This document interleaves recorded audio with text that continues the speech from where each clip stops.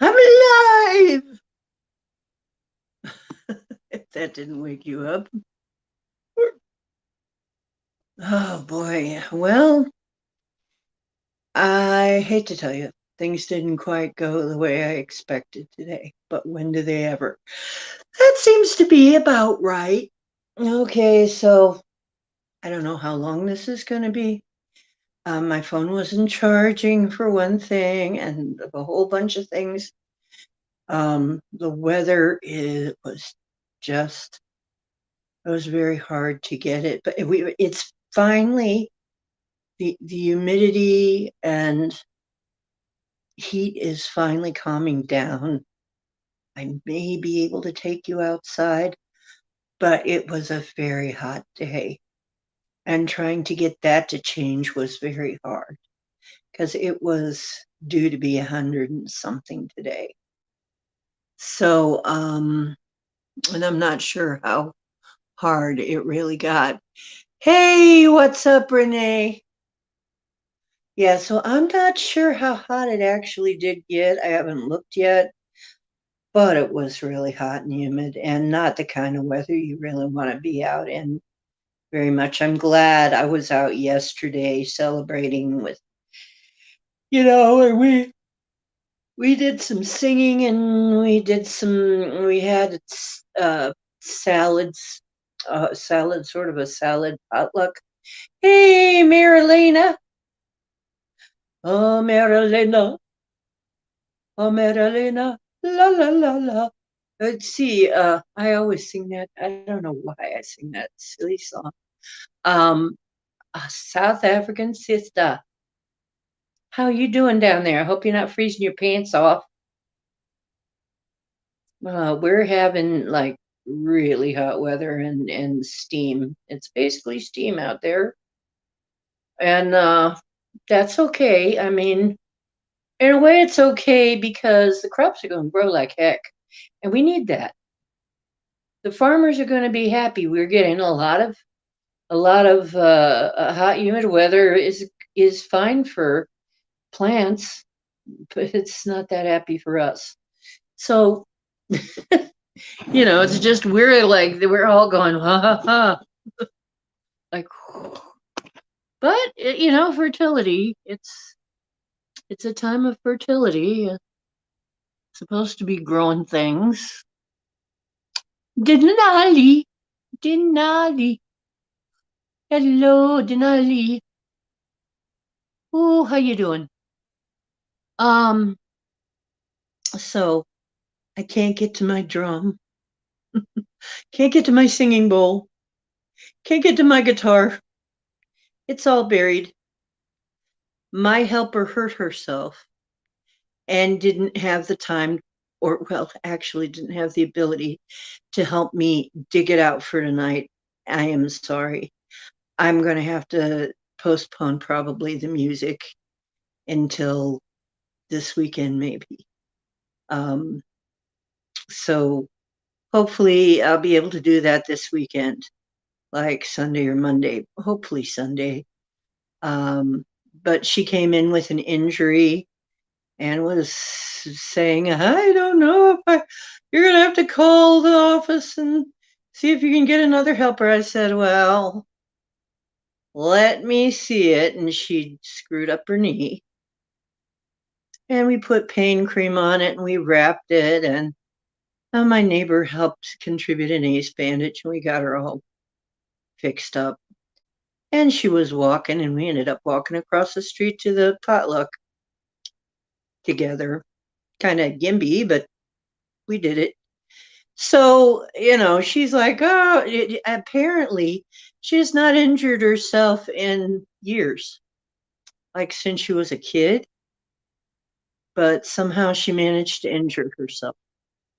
And she was being a total, like, what do I do? She had no idea what to do about it. I'm like, wow, you know. So we had to take care of her, and we did. We took care of her, and we didn't really get much done. We went to the party, which she really needed that, and so did I. We, We both really needed that. It's a beautiful place. Has a duck pond and little donkeys, and we fed the donkeys and the duckies and ate salads, all different kinds of salads. It was very nice. So that was my summer solstice. It wasn't very long, but it was nice. We had to come back because she had to go home, but um, it was nice. So to get out a little bit to somebody else's and eat somebody else's food. Somebody there said, "This is just the best kind of food." I said, "Yeah, the kind that somebody else cooked."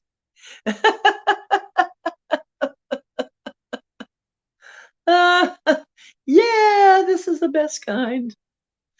Oh gosh. So anyway, yeah, the heat was still very, very, very hot yesterday. So, it's only like maybe a block and a half away from here, but it seemed like a long walk. Seemed like kind of a long walk. Anyway, it'll do that. Yeah. So, anyway, uh, hopefully it's a little chillier out there now. I might get out there a little later tonight. I want to welcome you. This is the Ocean's Deep Woo. Woo! Okay. Woo, it's hot. And when you're hot, you're hot. And, I'd be sweating buckets out there. And the reason I have my jacket on right now is because it's cold in here. It's really cold. So it's like coming out of the heat and into the cold, you're like, freezing. Now I'm freezing. So we need some kind of balance here. Oh, my little flower. Yeah, that they gave me that at the party. So that was nice. Got my little flower circlet here. Yeah. I usually have a bigger one that I wear for this, but I thought this was one they gave me. I'll wear this one.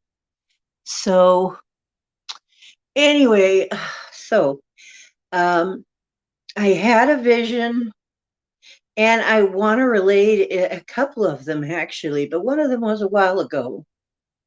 But I think it actually happened. As I'm thinking of it, I'm thinking this wasn't just because I had it as I was dozing. I'm thinking this wasn't just a dream that I had while I was dozing. I think it was another one of those things that actually happened, but I just wasn't there physically. Because a little while ago, this was like maybe a month ago or more, and yeah, I don't know exactly when it was, but I remember I was standing out in the forest, in the woods, and I was saying, "Good folk of earth, gather. I have an idea. I can see that if we all join together, all of the good folk that love our mother planet, join together and share our skills, we can remove the parasites forever. Together we'll win who's in." Something like that. And I don't know, I said it much better than that. But anyway, everybody was going, "Yeah, yeah, we'll do it." And I felt like I was assembling a team to go to Mordor or something. It's what it seemed like. It's like, if we all do this together, it must have been a couple of months ago or something. If we all do this together, and then I said something about, "I'm not going to tell you what to do. You all know your specific abilities. I'm just going to say it's got to be all for one, one for all. We've got to be loyal to each other. So we're doing this for everybody." And they all said yes. Okay. They all stepped forward, and I guess maybe one day I'll do this story a little better, but and everybody said yes. And then later on, we do this thing at CERN, and you know what? Everybody just automatically joined in. And I'm thinking, oh, yeah, there was that vision when I was asking all the good folk, all the good beings on the planet, if they wanted to join together to kick this thing. And they all said yes. So I'm like, oh, maybe that was me. Maybe I did have something to do with that. I don't know. I don't think maybe I was the only one. I'm sure that other people might be thinking the same darn thing, but I could see them all gathered around. It was really interesting. I remember thinking, well, that's a cool dream, but maybe it wasn't just a dream. Maybe I actually did it. I don't know. Like I was out here in the woods, like right out here in the woods saying this stuff in my dream. And it was funny because the Sasquatch were there, the forest people were there, the fairy. I saw a little fairy, and very very tall people and very short people and a couple of gnomes, and it really did look like a little movie. Look like a movie. I'm like, oh, this is cool when I thought about it, but it kind of went out of my mind. Well, maybe I did do that. I don't know. Now I'm beginning to wonder if maybe I really did. Um, hey, Ann Palmer. Hey, James Oritz. So we're still doing all our hello. How are you? Oh, Max Vision is here. Hey, John. How you doing? So here comes John, and like I said, then one of the things we do is go make a raid on CERN, and everybody joins in, right? And they're going, wait a minute, I did ask for that.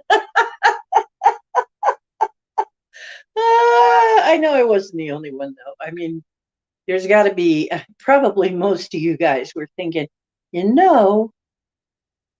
So I think that's the way it's going to be from here on, is that we are going to find that the other good folk are going to be in on whatever we do, and we need to support them too. So if whatever you can do, and be kind to nature, talk to nature, um, be mindful that we're doing this together. All of the good folk of the planet are in on this together. And that means everybody. That means even the animals and the plants. Because there were even some animal spirits there, and some of the plants seemed to be talking too. So it was very cool. So that was one. And I don't know. I think I may do a separate video on that and maybe add some art or something. It would be kind of fun to make a video about that. What have we got? We got all kinds of stuff going on in chat, it looks like. Oh, we're still all saying hi. We are such a sweet, polite little crowd, aren't we? We are so, well, we all love each other. We love people. Okay. So, anyway, um, I wanted to say oh yes, the other thing that was really coming to me, and this was in the shower. And so I want to get into that and a little bit before I go any farther. I need to do my introduction. I am Deocean Swagger. This is Deocean's Deep Woo, and we do the deepest of woo here. We believe that most likely, every single thing that the millions of experiencers have reported all over the planet, the realm, whatever you want to think it is. To us, remote viewers, it looks like a Taurus shape. But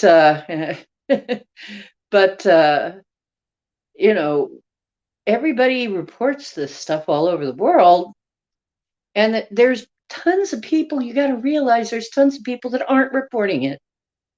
So if tons of people are experiencing and only a small fraction are reporting, stuff is going on. So I'm not going to sit here and try to pretend that we don't know that stuff is going on. We don't know. It could be, maybe it couldn't. It's like, no, no. Sasquatch exists, giants exist, ghosts exist, the afterlife exists, angels exist, fairies exist, Dogman exists, etc., etc., etc., etc. Okay, it all exists. It exists. So we make no bones about saying, okay, we believe it exists. Now, whether an individual story is true or not, cannot say, except for my own experience. However, we're very heavy on experiences here. And most people that come here are experiencers. This is one of the reasons they come, or they're curious about it.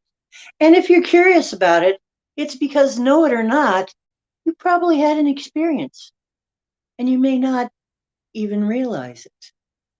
You may be part of this without even understanding that you are, or knowing that you are.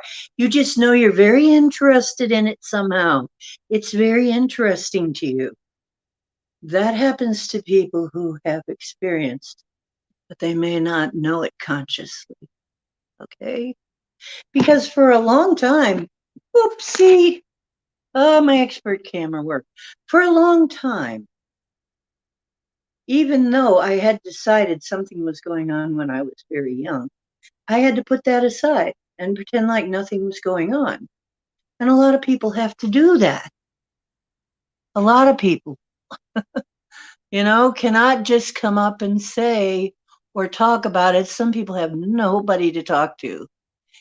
But this place is a place where you can talk about that. Greetings and favor to you, David Castle, and to all of you.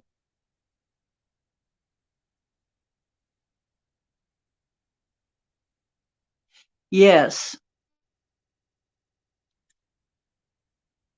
And of course, the next thing I'm going to say is my little disclaimer. Remember that this is in-game tips, tricks, and hacks for the massively multiplayer, total immersion, virtual reality, holofractal learning game that we call Life on Earth.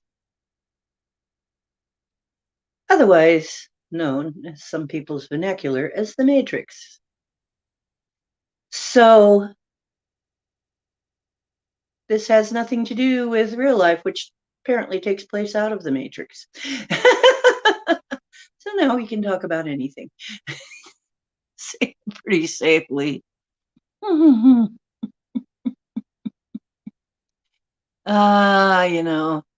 It's like, I know, well, Renee, the interesting thing is, not so alien to some of us. Some of us designed the Matrix. Matter of fact, I think a lot of us were designers of the Matrix. That's why we're here. We made it. We actually made it. Are we all hybrids? Yeah. If you're living on this planet, yes, you are. If you're what we call a human living on this planet right now, on this realm, on this toroidal place, you're a hybrid. And that goes way back. And the evidence all is pointing in that direction. We did not come originally from here.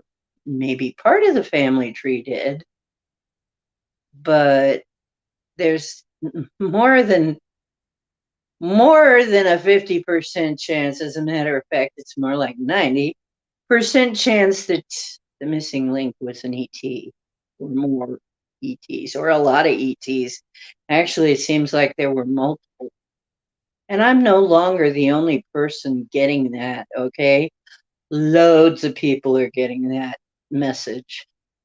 We did not originally come from here. This is, it looks like, and I would agree with this, that we were brought here, maybe, I'm not, we were brought here and it looks like we almost died out at some point due to a cataclysm.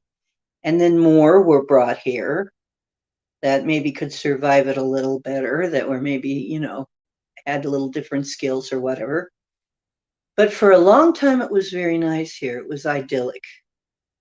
And something happened. And this is probably the fall that we think of, what we think of as the fall of mankind was due to this cataclysm. That's another thing everybody's coming up with. So, if you're alive here on planet Earth as a human being, the Moonraker James Bond movie was a Mandela effect. Oh yeah, Metal Mouth is gone. Yeah, her metal mouth is gone, and now it doesn't make any sense. Yeah. Hey Michelle, how you doing?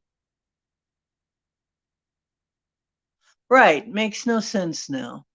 Why they fell in love. Yeah, that's exactly true. Renee, that's only the tip of the iceberg, honestly. There's so much. Well, if we have, I've said it before. If time travel ever exists, then it always exists. Because once you have time travel, it exists throughout time. Apparently, time travel was invented or discovered a long time ago by other species. So time travel exists and has existed for a long, long time. We just didn't know much about it, We just had imaginings. As a matter of fact, I'm willing to think most likely almost every good series you've ever read or seen or movie that you've ever read or seen probably is people remembering things.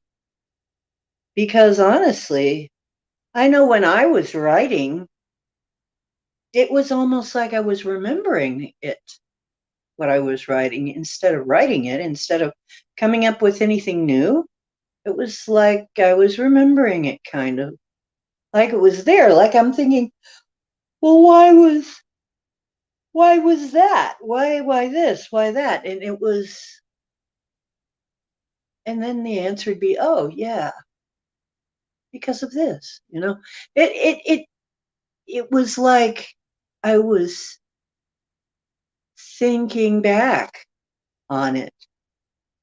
So, and I used to tell people even that I'm future girl. Things are not moving fast enough to suit me.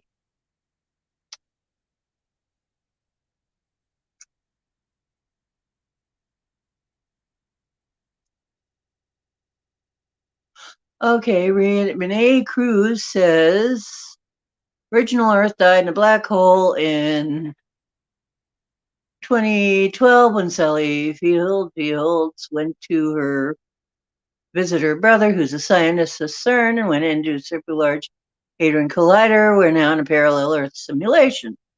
I never heard about that.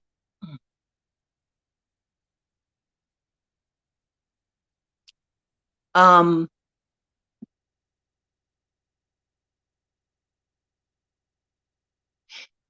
it looks like people originally came here, and it looks like, John, there was some screwing around with whatever was already here. And it looks like the missing link was ET. In other words, there was something here, but you remember the stories about the interbreeding? So, what we are now is different from what we would have been. In fact, now part of the story that's coming out about the forest people, the Bigfoot, the Sasquatch, they prefer forest people, is that they are us before we got tweaked. So, John, what you might be remembering is back when you were a forest person, back when we all were, because they consider us family, you know, cousins. So, well, Renee, we took over CERN. We commandeered CERN. So, CERN is ours now. The White Hats did it. The White Hats got it. And I was there. And John led the charge.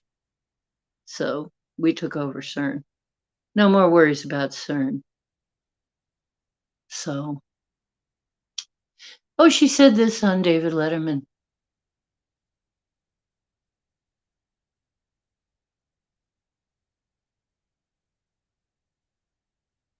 Well, cool. She might have. Not impossible.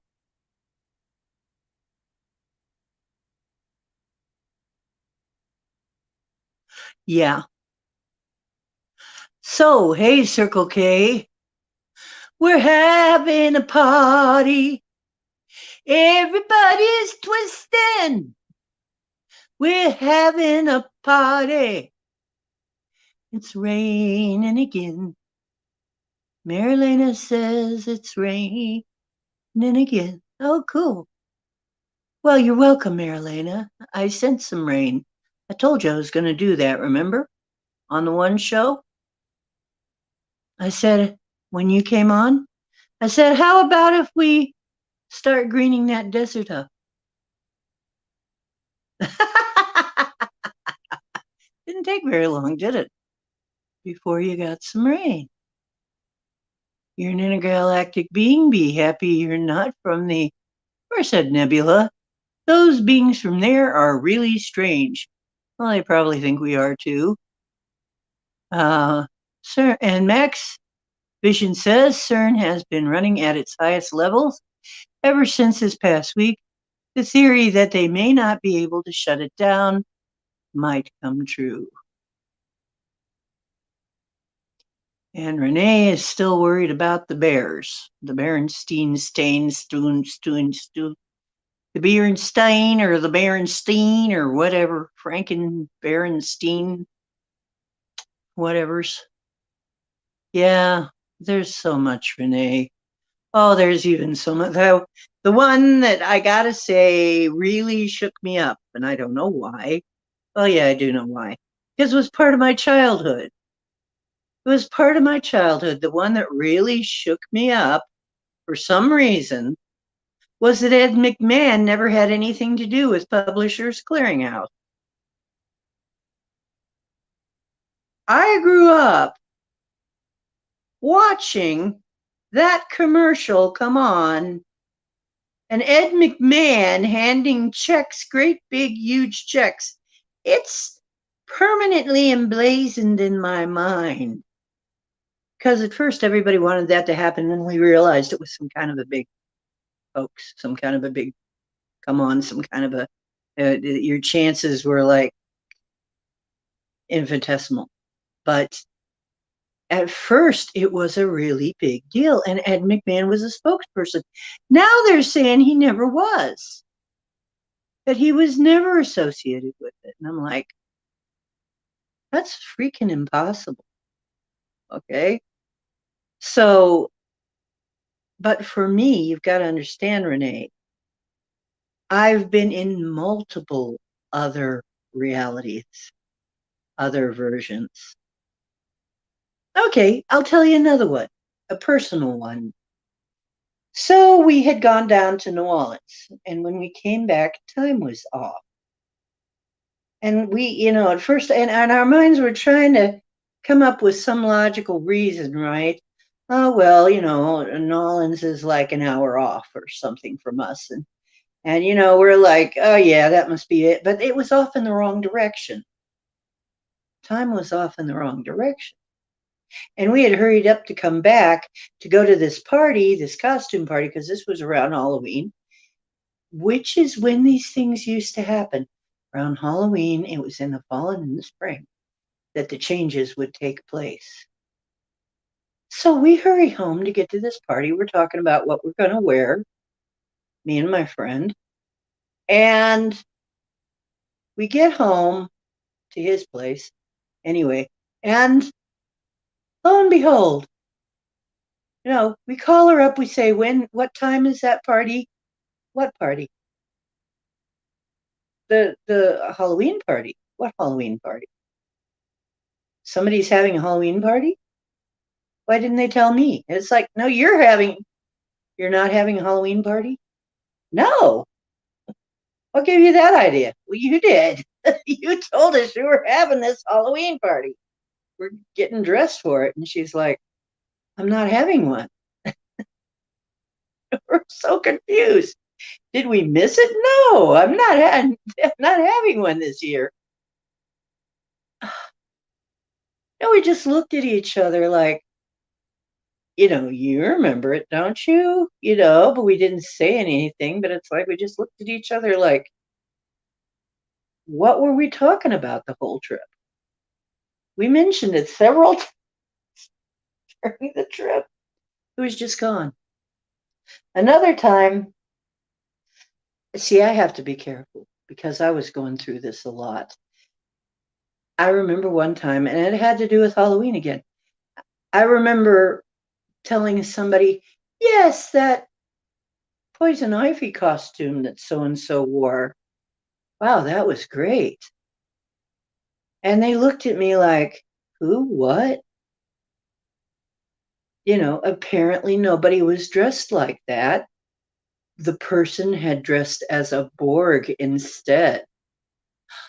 The impact of that has only just now hit me.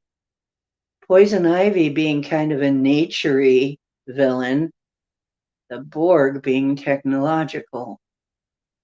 I never even thought of that before. What an interesting message. What a strange change happened. But it was stuff like that. I would remember it in great detail, and maybe some of my friends would remember in great detail, except it didn't happen like that. Okay. After a while, you just go, okay, fine. Some things I'm just not going to argue. Oh, right. Oh, I must have forgot. I I don't know what I was thinking because you realize arguing with people it doesn't work. So well, John, we're going to get him back. That's what I've been hearing is that we're going to get our abilities back. And yes, we did. Um, so there's a lot going on, people. You miss a little here, you miss a lot. This group is busy, and we're very much involved in the anti-parasite resistance movement. Okay, and trying to get things back on track here on this planet. And we have won, actually. But we're doing a lot of mop up now. There's going to be a lot of mop up. Okay. Um, so don't worry, it's going to happen.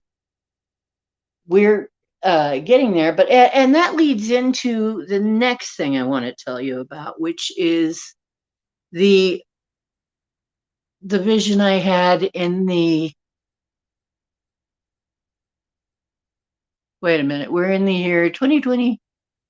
2 AD, but the spaceship was a time traveling vehicle from 8100 AD. Anna Domine, freaking holy, yeah. Well,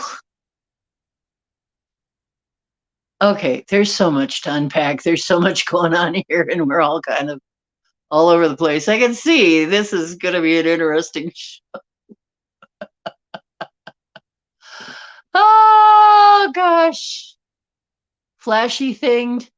Yeah, I'm kind of wondering if the solar flash didn't happen years ago. Um, hello, oh my God, the year, whatever. Yeah, well, uh, oh my gosh. Yeah, and you're all saying such interesting things, and you're just all in a slightly different. Yeah, and yeah, you remember Anne, don't you? Who remembers? Type I remember or yes, I remember or yes or what. Ed McMahon and Publishers Clearinghouse. That was major. Considering how many of those commercials I saw, permanently burned in my memory. Okay? If you remember that, let me know. Right. Oh, and now you're having deja vu, Circle K. Wait a minute. And now I'm having. Oh my God, you're all saying a whole bunch of very interesting things. And I can't even come up with it all. I mean, I can't even read it all. You're all so cool. I love you guys so much. I really do. You're all so very precious to me. You're all so freaking cool. Uh, okay, Gemini Moon remembers. I bet Pepperidge Farm remembers.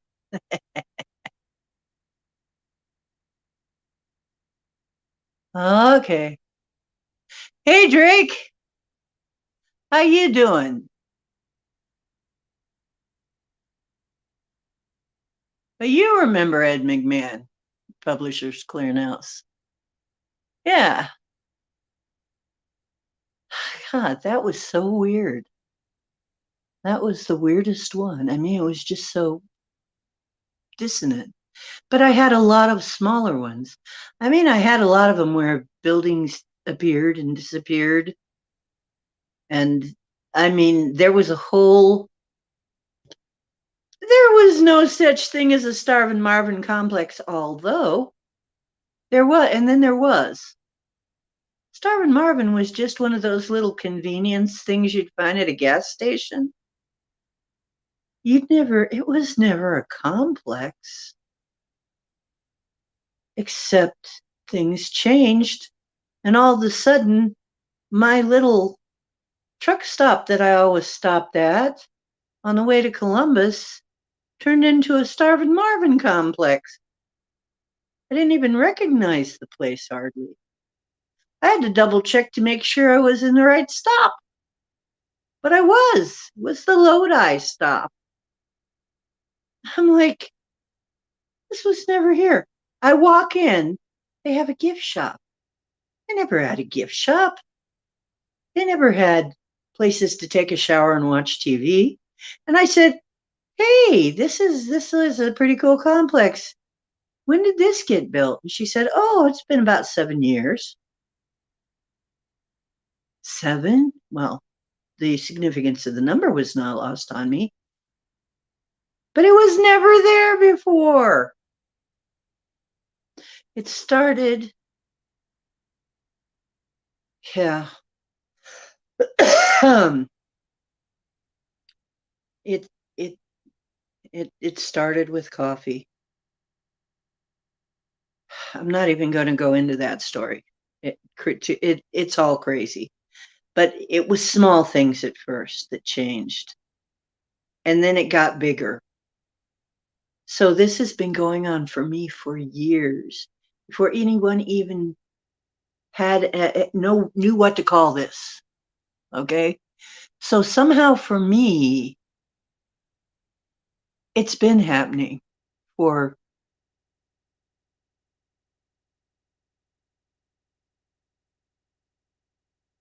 since before the turn of the century.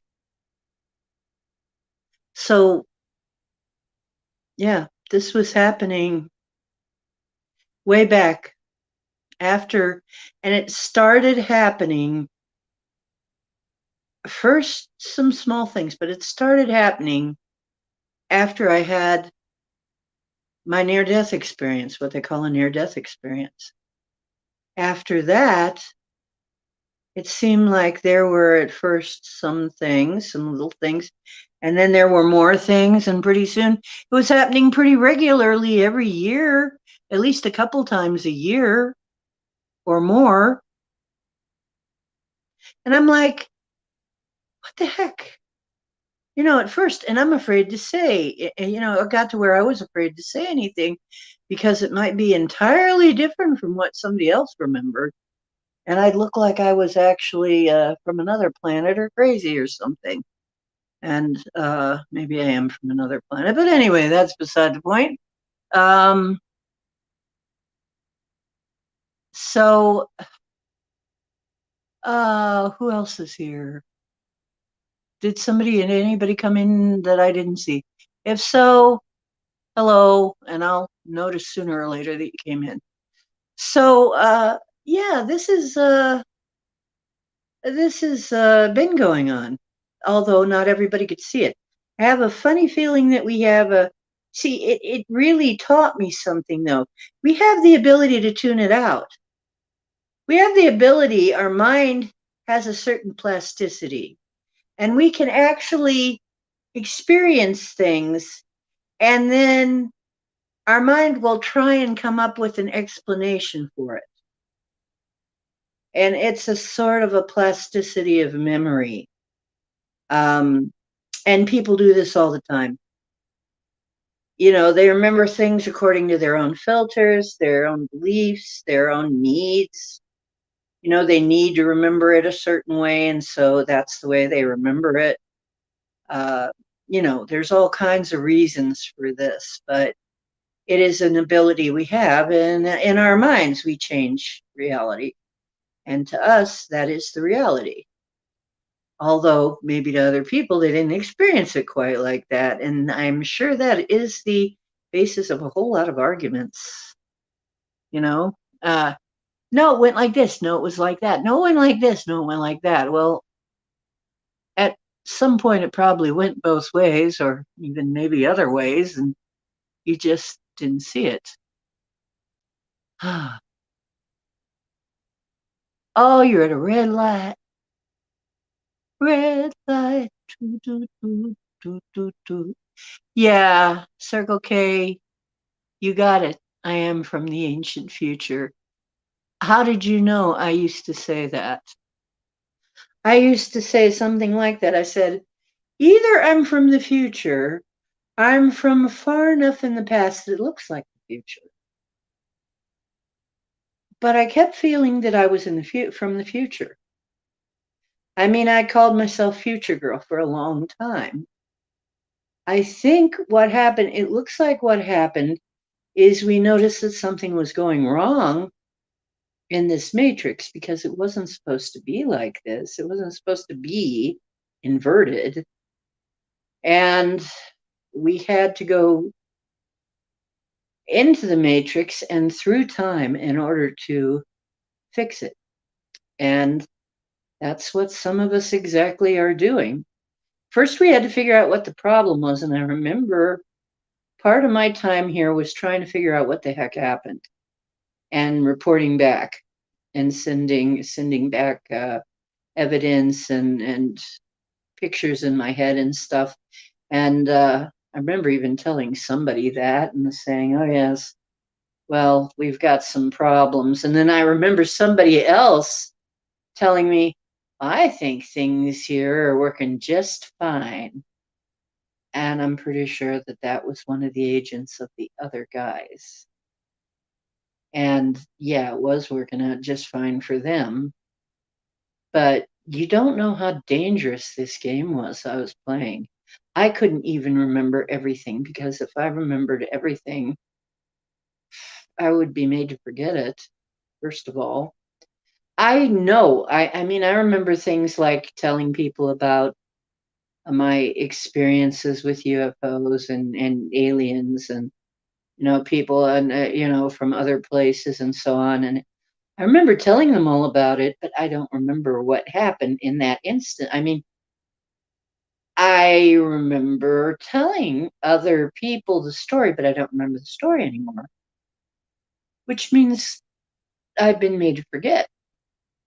So, and probably multiple times, and actually, probably a lot of us have been made to forget multiple times. Probably if our memories do come back, which I think they will eventually, it's going to knock us down practically because it's like, oh my God, is that what was happening? Holy crap. Is that what was happening?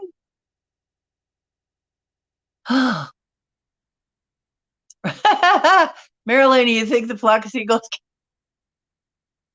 Ah, I thought the same thing. There were a lot of ETs and future people coming in at some point. And yeah, somewhere we've already won, or I wouldn't be able to be here at all, probably.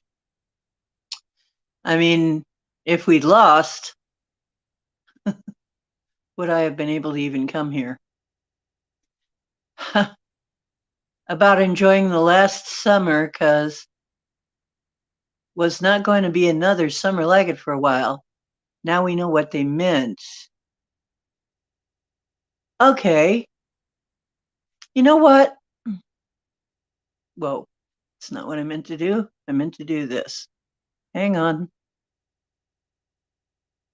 Okay,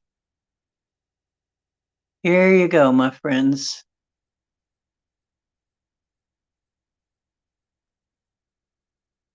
Okay, hang on.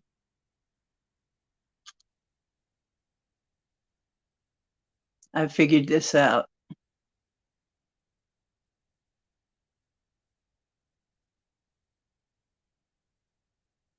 Okay, see if this works.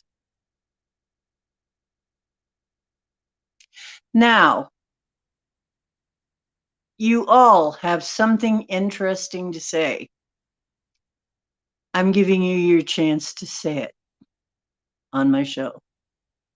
We may have to take you one at a time, however, because I've noticed that if we try and have too many people on at once, it starts getting all digital and weird sounding.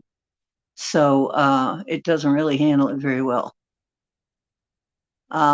So if somebody wants to come in, please say, I'm trying to come in. We'll let you in and you can come on and tell us your story. Okay. So there's the link. And tell me if it doesn't work. If it doesn't work, I'll throw it in there again just to see if I did it right, because I'm not sure I hit it right. It's kind of a hinky way of doing things, but at least we can do it. There. I think I did it right the first time. Yeah, it's the same. I did it right. So,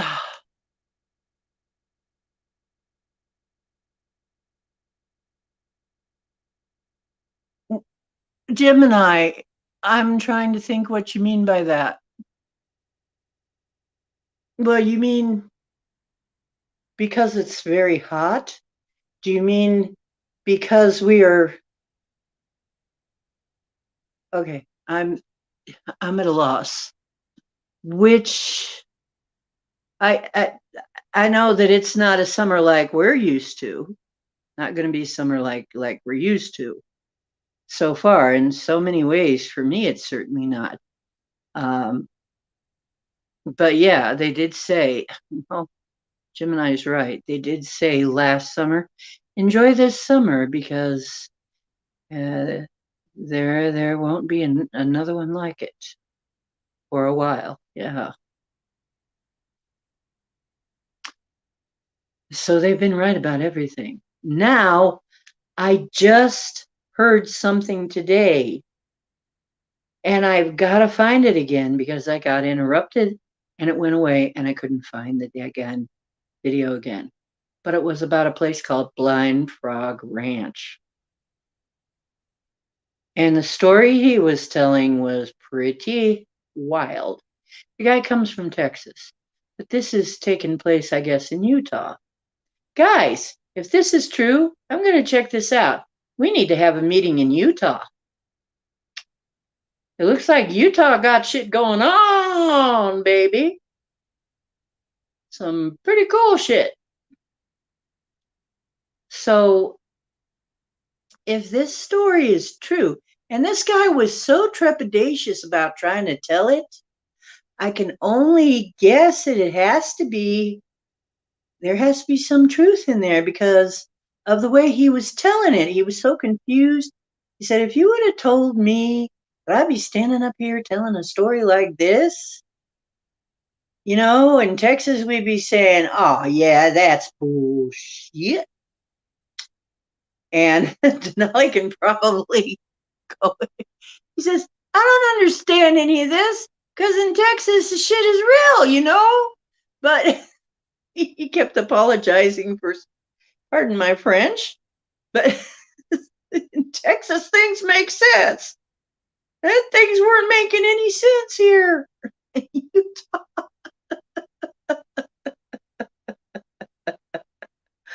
Oh, this was a funny thing to watch. But anyway, I'm going to find it. And when I do, I'm going to post it.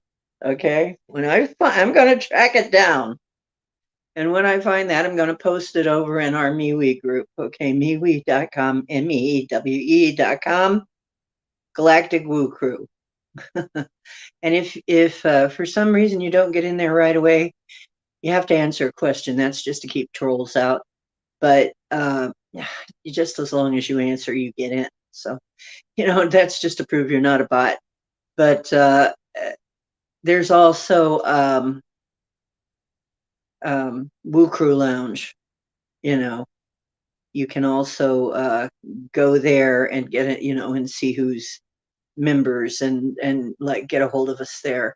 So we're there. But I'm also Diana Singer on Facebook, but I'm almost never there. I'm sorry. You tell me here to look for you there because I just don't like Facebook. I just don't. I don't hardly like any of the social media. This is about the only thing I go to on a regular basis. And my email is crazy. I'd be trying to clean it out going, why do people send me so many? I mean, I'm trying to unsubscribe from stuff right and left. How in the heck did I get all these subscriptions? I don't remember this. Did I agree to something I didn't know I agreed to? Probably. Anyway, you know how those things go. John Levy is up in Utah? No. Pardon my French. Pardon my French. No freaking way. John Levy. He's saying there's a lot of weird things about his place. I believe it. Utah must have a lot going on. Yes, I remember that. Enjoy our summer because it was going to be really different. Right. What was going on in the world? Yeah. Well, that's true enough. That be true. Yes, Facebook, Space Casebook. Anyway, so I'm in the shower trying to, get cool and feel better. And of course, that's when a lot of things hit because water is conductive. And this is why I am going to intend that I have a pool and a hot tub somehow available to me soon. I really would love to have a pool and a hot tub and somewhere where I can actually sit in the water because all I have is a shower. And it's a nice shower. It's a very nice shower, but it's just a shower. And you can't really soak in it. And I really miss it.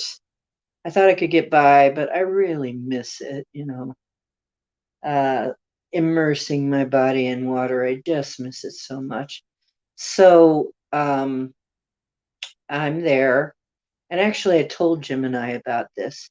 And I started seeing our journey, kind of like what our journey is. And I'm sorry, Gemini, if you're kind of bored, maybe you can chitty chat with people for a minute because I'm going to tell this story that I told you. So, what it looked like to me, wow, in a woo crew, yeah, John needs a visit. We could all have him make us coffee. We could all buy a cup of coffee from John. Go there and get some good coffee. Yeah, John Levy. I love John Levy. He's great, really. Good researcher. Um, and it's funny how he sounds entirely different. When he started doing videos, he was so upbeat and happy, and his voice over the time has gotten the way he is now, where he's just sort of accepted it, that this is the way life is. He is a very different guy than when he started. I can tell a lot of shit has happened to that guy, as it does to all researchers. And we get lots of, you dive down enough rabbit holes, you're going to see some stuff. Let me tell you, you're going to see some stuff. You're going to find that there's at least 5 more rabbit holes down the bottom of that one. Oh, uh, see, I have remember, I've incarnated here a lot, just in a lot different bodies. I don't come here. I don't come here that often, but when I do, quite often I'm a guy. I'm not always a woman. A lot of times I'm a guy. Um, Apparently that can happen. Apparently you can even be an animal because I've had some pets that were people at one point and they told me so. I know that sounds like I'm raving, but really, some of your familiars will talk to you. Your pets will sometimes talk to you and tell you all kinds of interesting stories. Sometimes they haven't always been pets or animals. Sometimes they've been something else. I know one person who her cat showed her that he had really at one time been a sort of blue-gray ape type being. Go figure.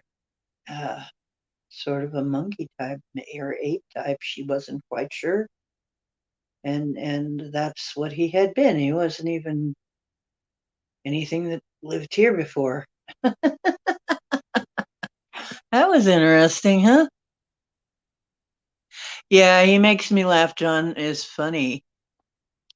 He doesn't even trust his own thoughts. I know. You get like that after a while. You get like, what the heck? I drink pineapple juice all the time, like right now. Well, good for you. Pineapple juice is good. Anyway, so I'm in the shower and I'm seeing that our journey is kind of like going to, now remember, Earth was at one time a paradise, like a resort. It was beautiful. It was paradise. It really was. That's the way it was designed to be. And it will be again. It already is in the future. But we're working on that now. We're working on getting it back to that. That's what this part is. So from here on, for a while, we're going to be working on getting it back to where it is that. But so it'll be so nice. I mean, everybody wants to leave except I got a funny feeling that even if you leave, you might want to come back after it is revamped, after it is reset and redone, and it's working properly again. It's going to be so freaking nice. You're going to want to visit, probably, at least visit. Everybody does. It looks like in the future, everybody wants to visit. Okay. It's one of those prime destinations. And it was at one time. It was a fantastic place. So, and you can see that. You can see in the old world stuff, you can see it was once a beautiful place. They didn't need they wanted for nothing. They had everything. They had everything at one time. It was beautiful. But anyway, we'll go into more of that. I think another thing that's going to happen, we're going to see more of our history come to light. It's coming up. It's getting unearthed. We're going to see more of that. Absolutely, that's happening. We're going to see that all year. And oh, by the way, I have to tell you, huge sunspot is turning our way. This is the same sunspot that threw out a solar flare that fried the SpaceX satellites. Okay, that's what. Now that was the guy that does everything about the sky, and it's a bunch of letters in Mr. M something letters. I don't know. I'd have to find the channel again, but he posts people's pictures of the skies and stuff. I believe it was him that was talking about this thing is this gigantic, absolute huge sunspot is getting ready to aim right at us. And they're not sure what's going on, but if it were to hit us with an EMF, that would be it. Although we're being told also that we're being protected. Um, but yeah, maybe that is kind of a tricky time, but I'm being told that there's no need for a solar flash as long as we stay ahead of the curve and keep the energy up. There's no need for us to be flashed because we're already going there, you know. So there's a divided opinions on that, and maybe that's because depending on our energy, it fluctuates. Maybe it does fluctuate, you know. So let's keep it high. Okay. Yeah, Miss MMBB 333. That's the one, Circle K. Yeah, something like that. That guy. I believe he might have been the one saying that. But yeah, I try and keep up a little bit on the galactic stuff. I mean, on the at least on our world weather and some of the things going on in space and some of the historical things. As far as the news, that's all fake anyway. Our news. Our news. Our news. What people consider news is a movie. Wag the dog. I'm telling you. Oh God, that's not news. We're news. You want some news? This channel and other channels like it, that's the news. That's the real news. Okay? This other stuff ain't the news. Anyway, so it's like going now, some of you I happen to live in Ohio where we have Cedar Point, but it's a theme park.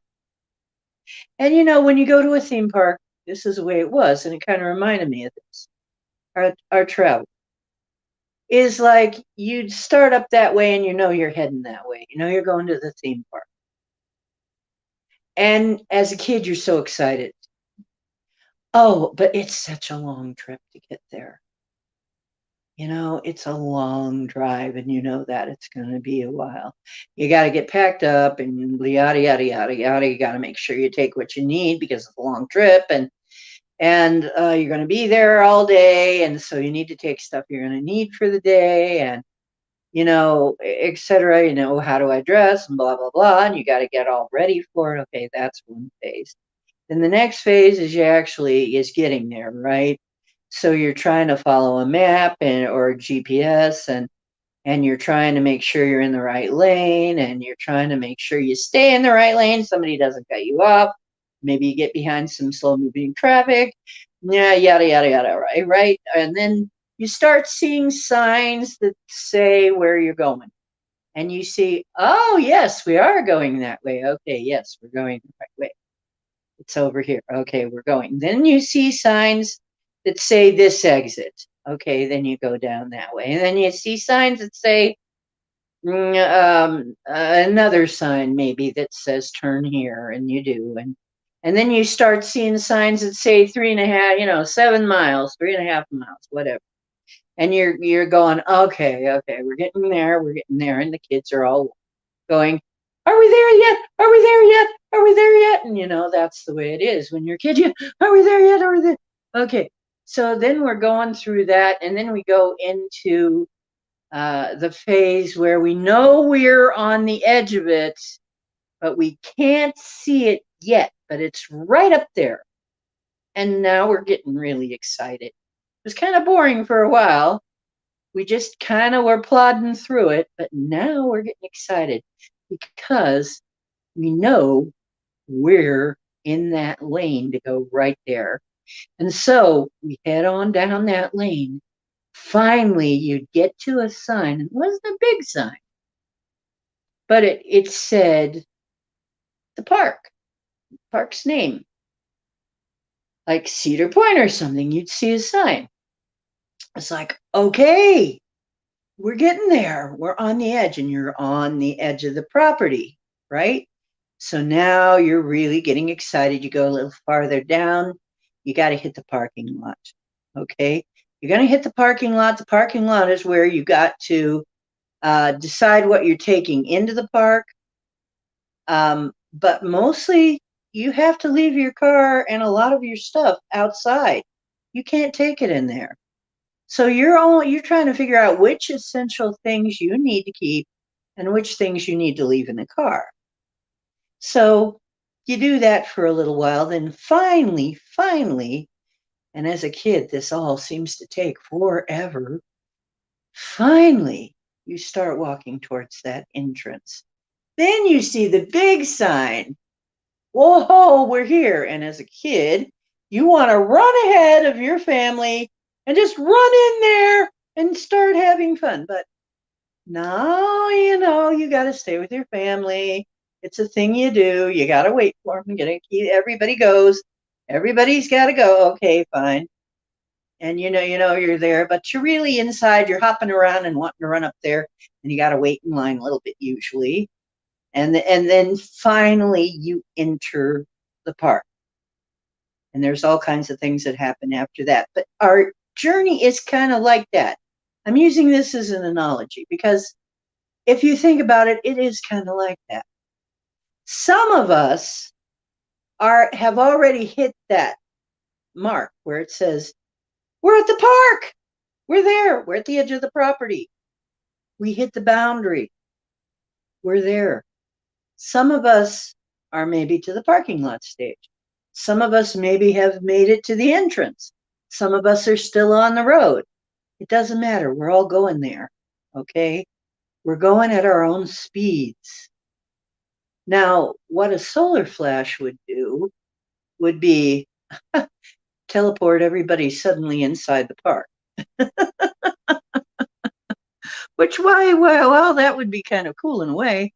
In another way, the anticipation, the time you take in the parking lot to decide what you're leaving behind and what you're taking and what's important to you and what's not, and all of that would kind of be lost. So just kind of try and think of it that way if it helps any while you're waiting to get into the theme park. Okay, get into the theme park.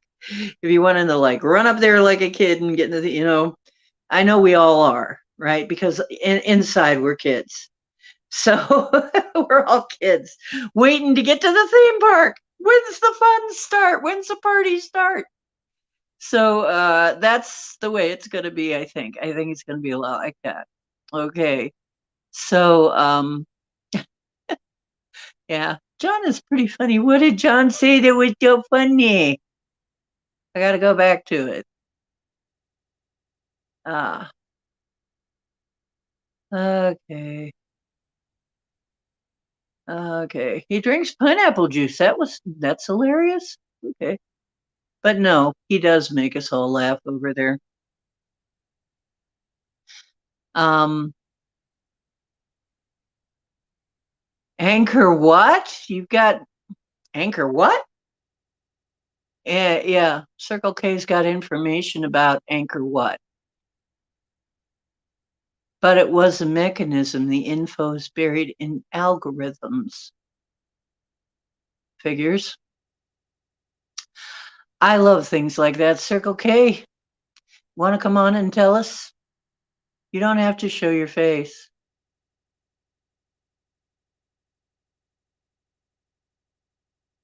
You can come in and block out the seeing you part.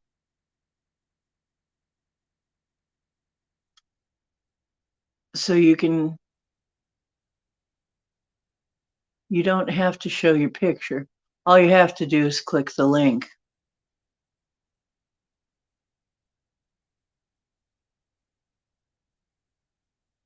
You don't have to do any, you don't have to try out your email to come on, if that's what you're talking about. And by the way, my email, for those of you, you see this? This is my PayPal me. But the Ocean Diana part, if you add a at gmail.com to that, there's where I am on, that's my email. So I'm going to leave that up there. So let me see, get back here. John wants to come in. Circle K, you want to come in? Click the link. I'll check and see if nobody's coming in. Everybody afraid of the link? Gee, I keep offering the link. You don't have to do any strange thing. The link will take you right on in. Nobody wants to click that link? I'm hurt. Ah, yeah, I want to hear about it too. What? What? Anchor what? Yeah, when we do a show on it, we'll call it Anchor what? Okay, maybe it was an anchor. What? Anyway,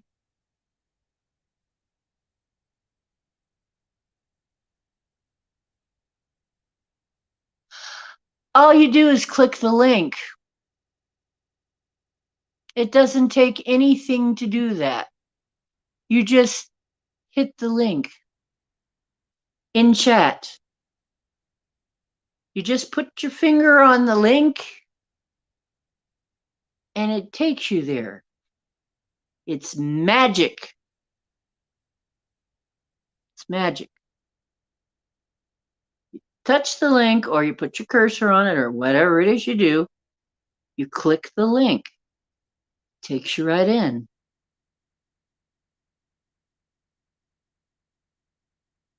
Yes, that's what that is that I just posted.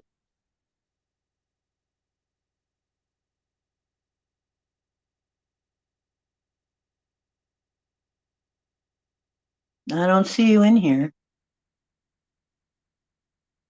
Yeah, people think this is hard. And John, all I did was if you go to guests and it'll pop up Let me see. What does it do? I'll tell you what it does. It pops up. It'll show a picture of you talking, and then it'll have a little thing on the bottom says invite a guest. If you hit that, it'll take you to a place where it says copy link. When you copy the link, now you've got it on your clipboard. Then you go into chat and you pop it into chat like you're chatting, and that's how you do it. That's how you put a link into StreamYard. Well, you quit worrying. If you're worried about what you look like, you can put your picture in there instead, or any picture, or no picture. It'll just show a blank. You can just it'll show you when you get in there. You can just take out the camera. It'll give you an option to mute the camera, in effect. Hey, Pam. Well, Pam, you're late. You're late for a very important date. No, you're not. It's okay.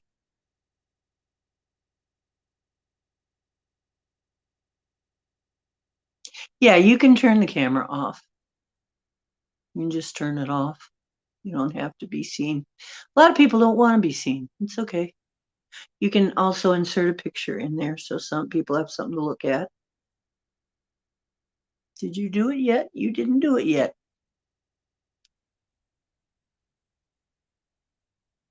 Okay. I find that even though I have paid for being able to have like 9 people in here, that it doesn't really work for me. I probably don't have the bandwidth. I can usually only have 2 people in before it starts to go haywire. And if somebody else is streaming, if there's more than 2 people, it starts to go haywire. So if you come in, we can only have you 2 at a time. Okay. Well, you'll still be anonymous. All they'll hear is your voice. So you'll still be kind of anonymous. So you want to be an anonymous? Anonymous, do do do do do do do do anonymous, do do do do do do do. Anybody remember Mighty Mouse?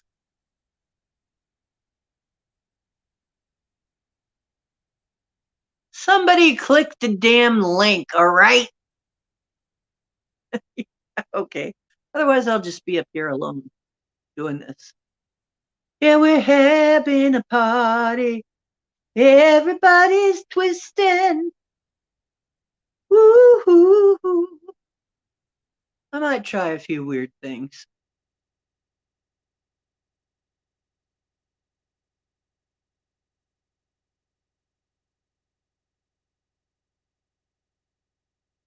You tried it, but there was an echo. You have to click out of, if you also have YouTube on, it will make an echo. So sometimes, if you're on a regular computer or a laptop, you have to click out of YouTube to get rid of the echo. And it will take you in, or you have to mute. You don't even have to really click out of YouTube. You can just mute it.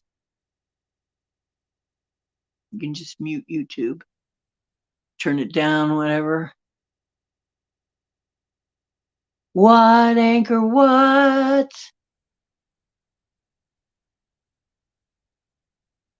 Anchor, what? I'm going to look into this. I'm going to see if I can figure out what Anchor what was. What was where. Well, the pyramids were also mechanisms. As a matter of fact, a lot of things we think of as buildings were mechanisms.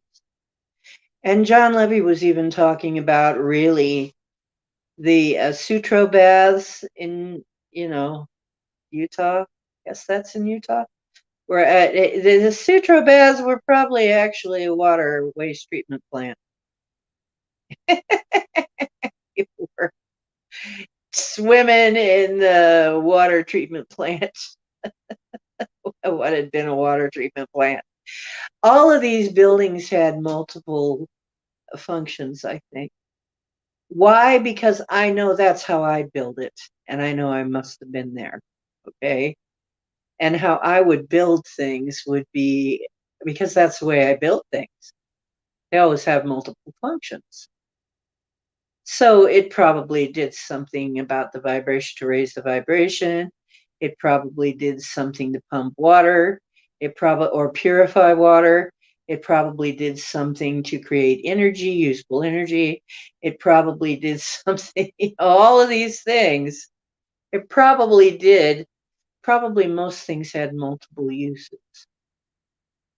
So in multiple functions. So not just one.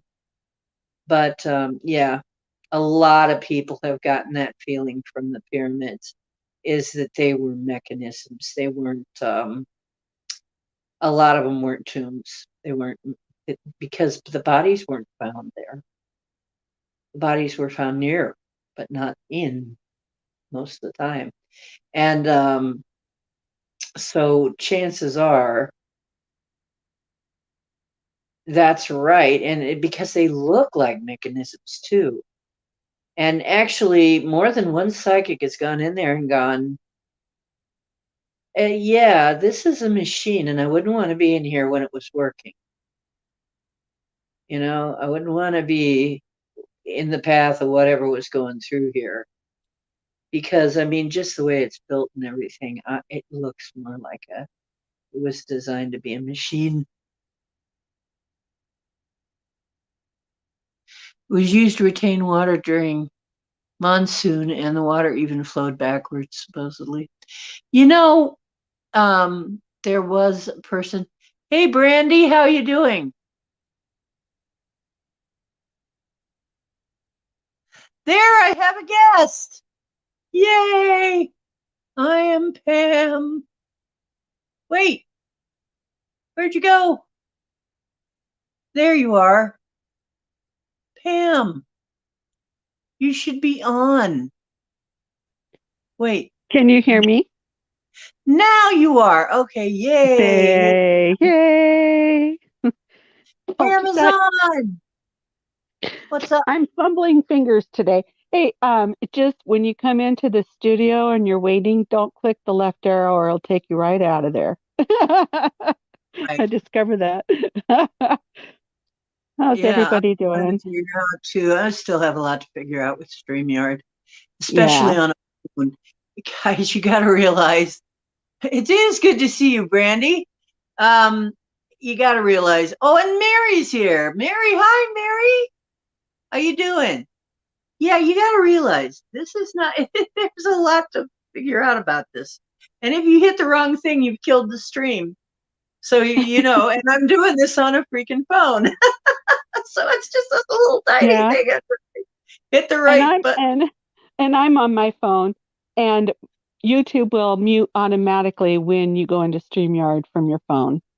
So when Cool. you click on Oh yeah, that it link, does. That's right. yeah, when you click on that link, it's showing that you're connecting, and then you get backstage, you have the option of muting your camera, turning your camera off because you'll see yourself. When you turn the camera off, you'll just see a little circle or you'll see your picture if you have a picture associated with your YouTube. And then there's a mic and then there's a chat. So just don't left arrow out thinking you're going somewhere you're not. You're going out. You're getting Yeah, kicked you're going out. out. Kicking yourself out the door with your own butt. Well, your Yeah, own foot in your yeah. own butt. So anyway, you know what? There was a talent show, some kind of weird talent show, or was it David Letterman's Stupid Human Tricks? It might have been that. I think it was that. And there was a guy who could actually kick himself in the balls, Yeah. and he There was would the do that. Gong Show. There was the Gong Show. Remember that one? Anybody back Yes, from that age? yes. And talk about stupid things that people could do. I mean, Yeah, seriously. yeah, So, and then there was stupid pet tricks too. There were stupid human tricks and stupid pet tricks. So, but this guy had a pretty stupid gift. He could actually kick himself in the nuts. And why? you would do that. I don't know. Maybe I don't know. I'm not even going to go there. Anyway, Yeah.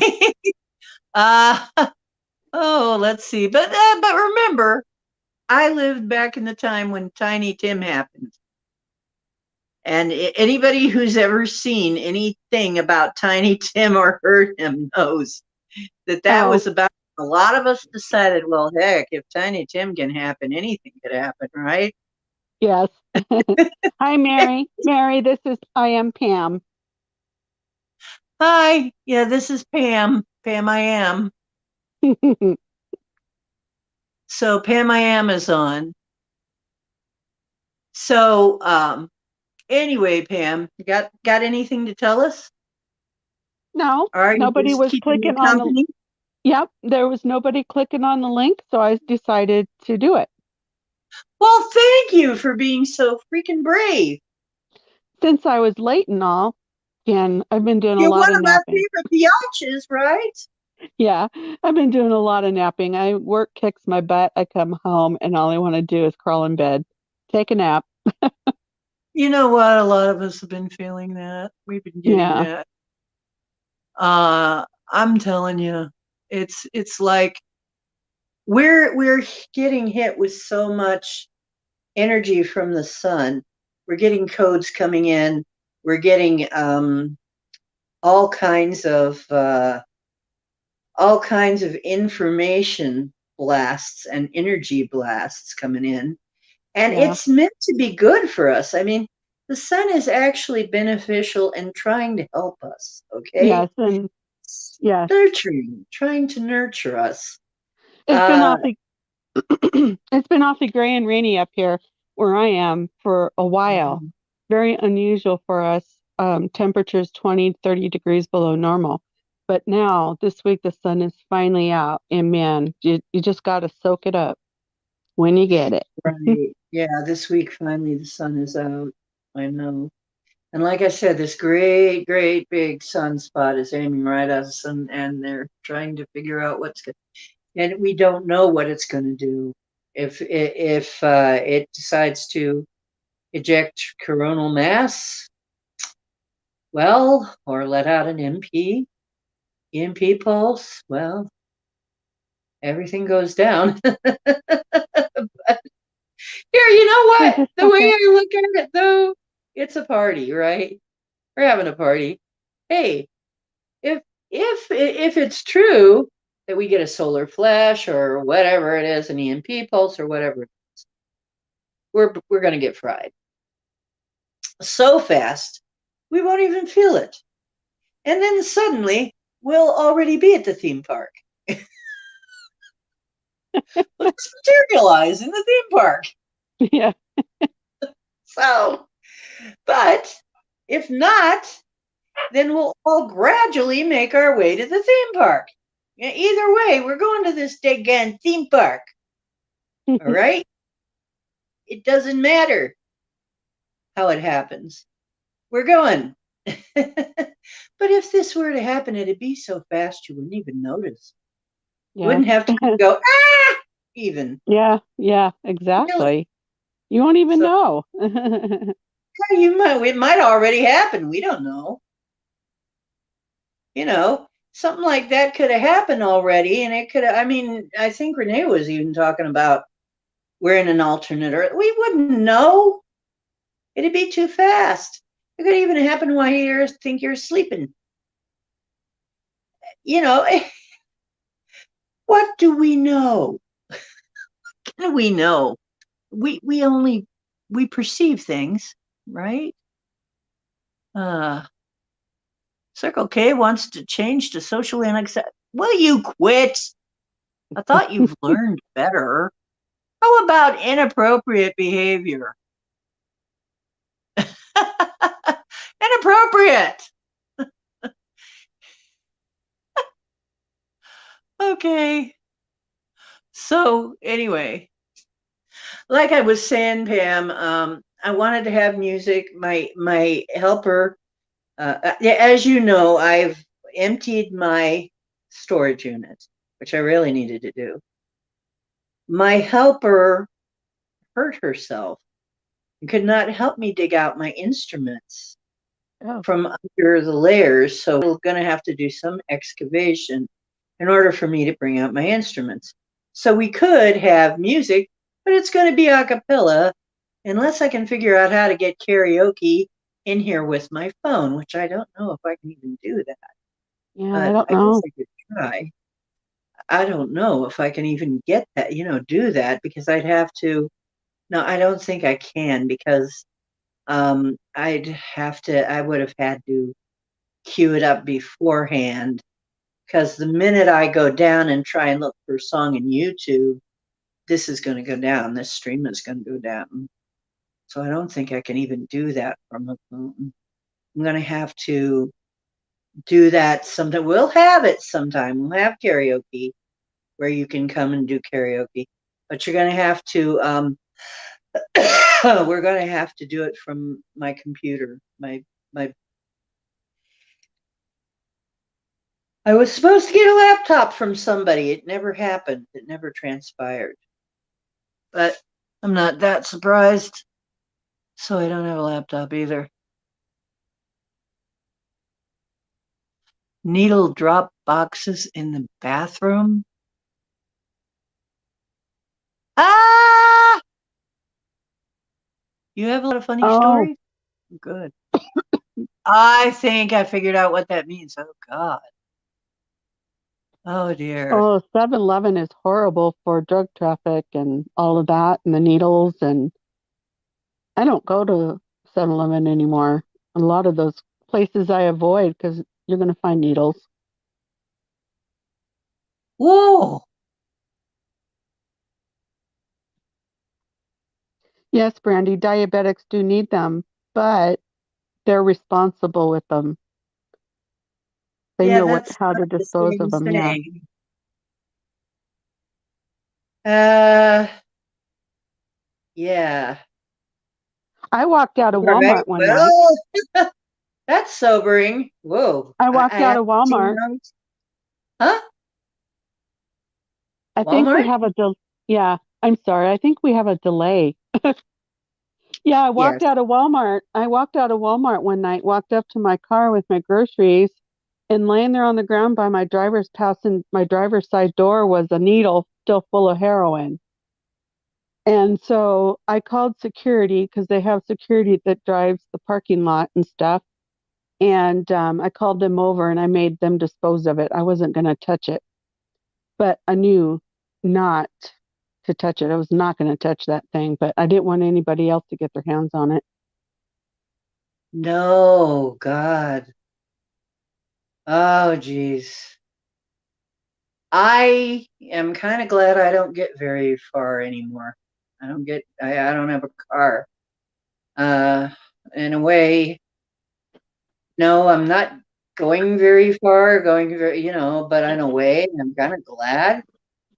I've kind of got, I used to be one of those people that wanted to go everywhere. I was going here, I was going there, wanted to see this, I wanted to buy that, I wanted to, and wanted to travel here and there and everywhere and whatever. And then when I lost my car, I had that kind of got cut back, and I had to use the bus. And then during lockdown, I couldn't even use the bus half the time because they had very limited times and stuff available, and limited routes, and all kinds of stuff was going on. And so I kind of got used to not going all the time, not going anywhere all the time. And actually, now I kind of like it, unfortunately or fortunately, whichever you want to say. I'm kind of used to it. And, just going out every once in a while to get something I need. And then the rest of the time, kind of staying close to home. Hmm. I'm just not, running around as much as I used to. And frankly, right now, I'm kind of glad because it would be god awful expensive right now to Hmm. be trying to do that and be expected to do that. I kind of feel sorry for people right now trying to get anything done. And there are people who are saying they can't go to work. They can't even afford to go to work. They don't get paid enough to go to work, drive there. Yeah, yeah. If they. Yeah, it's an hour I pay more. away. It's like the childcare. If childcare costs you more to put your children in childcare than it does on your weekly income, then why work? You know? Yeah. Ay. Nobody, now that weed is legal, nobody smokes outside Walmart. That part is great. I love walking out the doors and there's nobody smoking out there, you know? Ah, weed isn't legal here yet. So Yeah, they're probably still doing that here yeah. or at the bus stop. The little bus shelter in the rain. They go out there in the bus shelter in the rain and smoke or something. So, yeah, I'm just as glad. That's another thing I'm so thankful for. I do not smoke. I gave it up a long time ago. And yes, I gained weight. No, well, I was I'm. raised in a family. Yeah, I was raised in a family of smokers and I never smoked. Although thinking about smoking is making me cough, or something is. But it's a party. We're supposed to be enjoying ourselves, and really, if you get a chance to go outside, just put your feet on the earth. Please do that. And maybe that's what I need too, because I'm choking on something here. Anyway, right now, for a while now, this is going to be happening. So it just started recently. There's more and more and more light codes coming in and upgrades. And so if you can get out in the sun a little bit, even though it's terribly hot, when you can, even though the clouds are filtering it, that's okay. You're still going to get it. As a matter of fact, even if light is coming in your window, you're still going to get it. You're going to get some of it. But if you can actually get yourself grounded with your feet on the earth and take the sun in, that would be the best. So, and you'll feel a lot. I've noticed I feel a lot better. Fentanyl is legal in Canada. I haven't. Nothing works anymore. Well, it's interesting.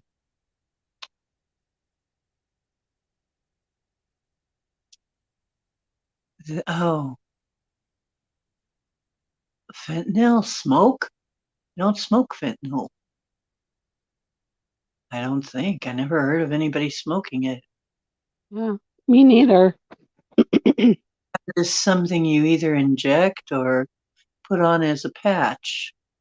Oh, they I have pills. They now the have pills yeah, because they mix them with some other pills like hydrocodones and they mix a little fentanyl in there with them and then pack them and then sell them on the street. And we're losing a lot of children on fentanyl overdoses that's here, horrible. teens, because they're That's selling them really, as a, really, they really call them horrible. blueies or they call them the blue, the blue pill. You want a blue pill, and yeah, they're bad. Sleeper pill.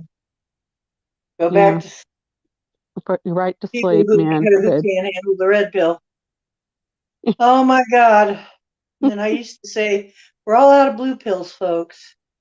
It's time to wake up. Well, some people want to go back to sleep because it's just too much for them.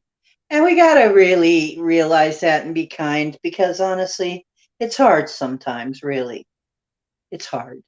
I know. But we got to be kind and let people enjoy the last vestiges of their innocence, of their ignorance. Because once you understand what has been going on, it's pretty mind-blowing. It's pretty mind-boggling. We've had time to get used to this, but some people it's going to be a heck of a shock. Hmm. It's a terrible shock. So, just realize that.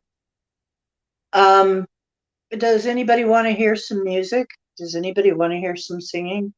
Because if so, I don't want to leave you in a party mood without having some singing and stuff. I wish I could put on my karaoke, or that we could have some, or I could pull out my guitar or my drum or something. But it's going to have to wait for the weekend, I'm afraid. Well, I'm not afraid of it. Anything. Fear nothing. That was the what we were told. Fear nothing. Yeah. So Maybe maybe Friday night or Sunday night. Get your yeah, Friday, get your thumb Sunday. drum out. I've got my thumb drum. My granddaughter has hers. Oh, the thumb drum. Yeah, those Is are that so like fun. a? Is Remember? that like a thumb piano? No, see, remember your little thumb drum that you got that's in that little like a velvet bag that has the little Oh, teeth in it's it? yeah, it's a Or a tongue tongue drum. drum. Tongue Yeah, drum. yeah, that's what I meant. Because they look like little tongues around the edges. Oh, those are great. Yeah, they're Yeah, fun. we're My we're gonna need granddaughter to. loves hers. Well, play us something, Pam. No, it's put away. I'm not in the mood to play anything. Play us something. Well, you can just sit On the there and spot, just make all girlfriend. kinds of tunes. You don't even have to have a song to play to. You just Yeah, I know. It's play. just it's Yeah, just it's beautiful. just It awesome. just whatever you hit, it sounds good. I know it's great. And for those of you who don't know what we're talking about a thing called a tongue drum. They're usually metal, although they can be wood. I've seen wood ones, and they have a different tone. They're still very, very cool. And you either hit them with mallets, or you can hit them with your fingers, or they have little things you can put on your fingers to hit them with. But they make different tones. The little tongues are cut in such a way that they make different tones. And they look like a little flying saucer, generally. The metal ones look like miniature flying saucers. They do. They do. And so they're really cool, it's really cool. And I love mine, and I don't know where the heck I put it. Mine is kind of buried too, and I'm gonna have to dig it out because I really want to get that thing out because I really love my little drum. But like I said, I didn't know it was like the minute I got everything out of storage, boom, a lot of things. My closet went down. My helper got injured. I kind of stuck doing things on my own here, trying to Yeah. dig out do this on my own. So I'm like, oh, really fun. Gosh. And then there's other things happening too. Yeah. You have to get mushrooms delivered on weed maps. Mushrooms aren't legal yet. Shrooms are legal in California? Whoa, that's very tempting. Oh, really? Wow. Never heard See, weed maps. What? Dee, I need to get Yeah. going because my daughter needs help with something. So I'm gonna jump Okay. off here, and I hope Thank you so everybody has a much for good checking in evening. and letting me know that it works. Yeah, it still works. It works. Okay. Yeah. Hey, that Uh, picture. Is yeah, that that's you? me and my husband. Yes. Oh, you're so cute. You're adorable. Okay. No, I not love really. you. I love you too, Dee, and I will talk to you guys all later. All right. Okay. Bye bye. Bye. Mushrooms are pretty interesting. Doggone, Circle. I'm going to come visit you, man. Either that or when we can travel, I'll go visit John. Maybe we can all meet in Utah. We're far enough out that we'll hear the cops coming out at John's place. Utah probably is one of the worst states. It's like, you're all gonna go for 1,000 years. No, we're gonna dematerialize now. Thanks. Wait. Oh yeah. Well, you gotta watch. You got to watch with some of this because some of it does have, especially if it's not prepared properly, you got to prepare some things so that you can use them, and not everybody does that good. So you got to watch it. Malabar, the giggly ones. I'd probably enjoy that. I like giggly stuff. I mean, we used to long time ago. We used to giggle our butts off, but and I kind of miss those days. But you know what? It's funny because you'd think Ohio. I mean, we do have a couple of places in Ohio where certain things are legal, like to a point. Like there's a few places in Ohio where it's legal to have up to 4 plants for personal use, but you're not allowed to buy and sell. Which is pretty smart because, if you want to cut the legs off the drug industry, one of the things you could do is just make weed legal. And then it doesn't have to necessarily, you're not dealing with the same kind of people. You're maybe dealing with a farmer instead of, a drug dealer. You could you could just grow it yourself and not have to go through the drug dealer or somebody that you're not quite, that you may or may not be sure where it's coming from or what's in it. I mean, it's just a lot safer for people and more humane in a lot of ways. I mean, um, so, I mean, that's something that would help a lot of people, and so many people need that to feel normal, you know, for their different illnesses, because it helps a lot of different things, you know. And they're finding out now that the hallucinogens do help with mental disorders. And they're exploring that now. They're beginning to explore that. And that's one of my little signposts that we're getting somewhere, is that they're beginning to take that research seriously again. And there's a few other little signposts I've been saying. It's like 5D this way. Whatever you want to call 5D. I'm just calling it 5D because it's easy, but you know what I'm talking about, where we're going. Anyway, whatever you want to call that. The non-inverse matrix, the upright matrix, shall we call it?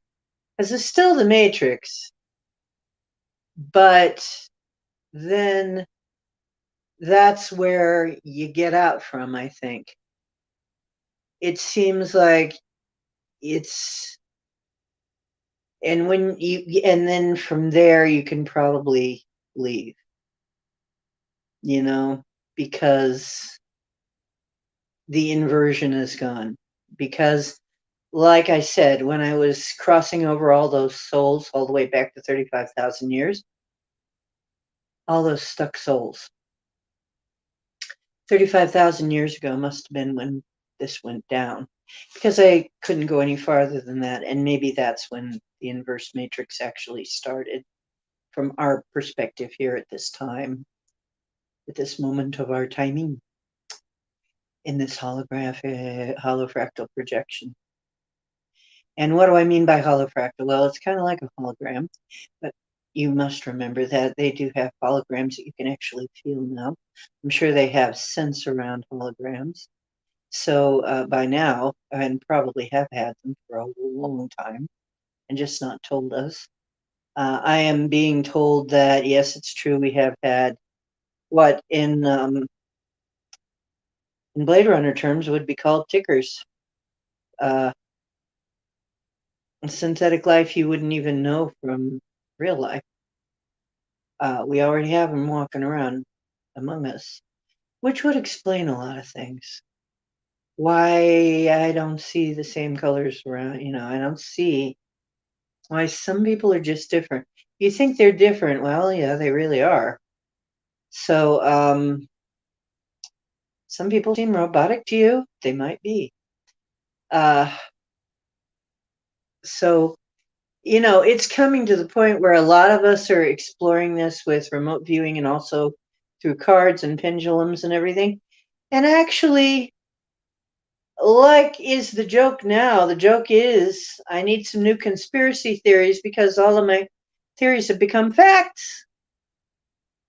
They're all becoming facts. There ain't no theory about it.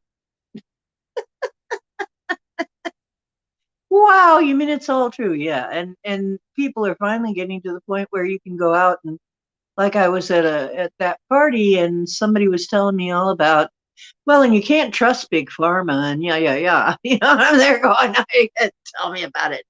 So this is like mainstream now, is getting the word. You can't trust big pharma. You can't, this and this and that is coming out.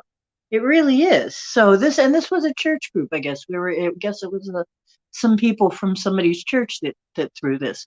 I just kind of was a tag along. A crack brings them. Switzerland brings them. Oh, wasn't an earth owl or an alien owl checking you out? Yeah. I know there's one guy I know that he was way more human after he smoked pot, and everybody said so, that he seemed way more normal, because when he wasn't doing that, when he quit it for a while, he was so freaking strange, alien, that the pot actually made him appear more human. But he's one of the people who told me that he was actually a lizard. He told me he was a lizard. Maybe that's the effect it has on some of them. But he didn't come off as being freaking evil. So I really believe that not all of them are evil. So I really believe that's true. They're not all evil. In fact, I ran into another person that she calls herself the lizard hybrid girl, and she's on Facebook. And I talked to her a little bit, and she says, well, there were some lizards that came from Earth. Some of the evolved lizards actually are from Earth. They're not Dracos. There's different. Some of them, there is an evil empire, but some of them are not. And her people weren't. They're neutral, but they're not exactly our friends. But they're neutral. Like, they're not actively trying to harm us. They're just kind of leaving us alone. Well, okay, that's cool with me. I'm cool with that. As long as they're not trying to harm us. So I'm a very live and let live type of being. So so yeah, she talked about it. I have met people who have claimed to be lizards. I can't prove that they're not. Now, did I ever see either of them turn into lizards in front of my eyes? Oh, but that wasn't happening then. That was later on that I started to be able to see that. So that seemed to be an ability that came back. And so I don't know. That's a different sort of thing. And I have a funny metabolism myself. There'll be a certain shade of tipsy, and then I start to get the room gets brighter. All of a sudden, the room gets brighter.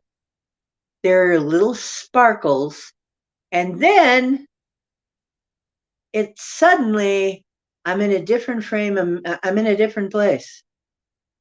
Like, and I can do stuff. I mean, and that's when I do things like, bending forks and cutlery and stuff into bracelets. And, I have some that I bend with just one finger. Some people can do it just, they hold it like that and they bend. This is like a nice sturdy piece of metal, and you can just hold it and take one finger. And I would do that, and I would bend the individual tines into different shapes. And I would do that. Like in the middle, I did that. There was this bar and grill. that served really good drinks, and I would give myself to a certain state. We'd be doing karaoke and having fun, a very high vibration, and I'd pick up all of a sudden pick one of their. I wonder what they thought sometimes. I'm lucky they didn't charge me for the forks, but it was always more fun to do a fork than a spoon because there was the tines on it, right? And I'd pick up the fork and I'd be doing this with it and people would be watching me do this. And one girl had me make a bracelet out of it where I bent the edge of the fork around and just made one of those bracelets without heat or anything. It was just with my mind. And now, since I moved, all of that stuff that I saved from then is gone. I think the people that were helping me pack probably just thought it was something. What the heck happened to this fork? It's no good. Get rid of it. But actually, it was forks that I bent. And it was funny because there was one guy that didn't believe it.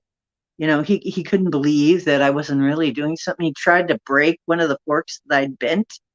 You know how you put a fork, you can put a fork on the end of something and bend it up and down and up and down and up and down metal until it breaks off. He tried to do that. He couldn't break the snag end fork. He tried and tried. It just bent. It just kept bending. I said, well, I told it to bend.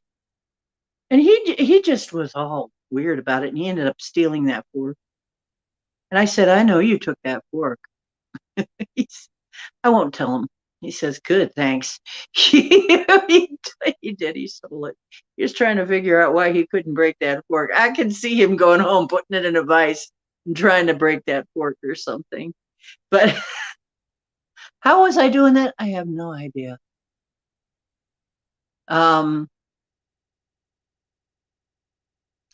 Yes, weird DNA. Yeah.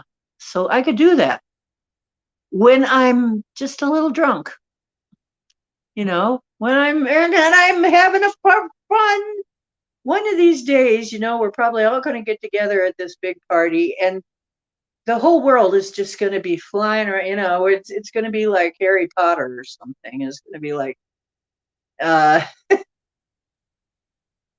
we're going to be levitating and, bending, doing things with our minds, and just, it's going to be like that. That's going to be so much fun. We're going to have a party one day, and it's going to really be a party, okay? Because I'm already doing that in the fifth 5D. I've got a club in 5D, and I know that because I've been there. And it's interesting because and you can kind of travel right now back and forth between there. Like I can go there astrally. I can astral project in the 5D. That's how I know it is a place, or not exactly a place, it's a vibration. But I know it exists. This place that they're calling 5D. I'm not sure that's really the best name for it, but it works. It's what people are calling it. But that exists. And we can do a lot of things there that we can't do here. So it's really something to look forward to. It's going to be a lot of fun. Yes. It's going to be so much fun. Yeah, you know what? That seems to be the number one thing. And the number one thing that they haven't, yes, reason they love to burn us out is because when we're really upbeat and happy and high vibrating, we can do all kinds of things. Our powers come back. Our old powers start to come back. Yeah. And, it's like when I get into that state, a lot of cool things happen. Just things are different. Things happen differently. And I had a friend that I used to go out with that used to watch this happen. He goes, you're not quite there yet. Have another drink. You're not quite exactly ocean yet. And then he'd say, oh, now you're ocean. Like that. Because to him, I was ocean when I was a goddess, basically. Because I could do a lot of goddess type things. And he's like, oh, now you're ocean. You know? So it's like, well, yes, I am. I'm always ocean, but it's like, but that's really part of that ocean Diana thing. Is like I am both of those. It's like a sort of a submerged part of me. It is part of me though. It is not a multiple personality. It's me. It's just higher vibration me. So ocean is like a higher octave of Diane. So that's the way I kind of look at it. Yeah. Well, I mean, because if we get happy, if we ever get to the point where we're happy all the time, they can't freaking touch us ever again. Because they cannot freaking stand that energy. The parasites cannot stand for you to be happy and loving and have goodwill toward everybody. Really, they cannot stand it. So if we could all get into that state, that's why they keep trying to throw things at us that close that down, that make us angry, sad, dejected, when you're feeling in your power, when you're feeling happy, when you're feeling in your power, have self-esteem, and just basically you're feeling good and alive and really alive, your powers start to come back. Can you imagine what it's going to be like when we don't have to push against all this crap anymore? Some of us, it's been like being pulled way back in a slingshot.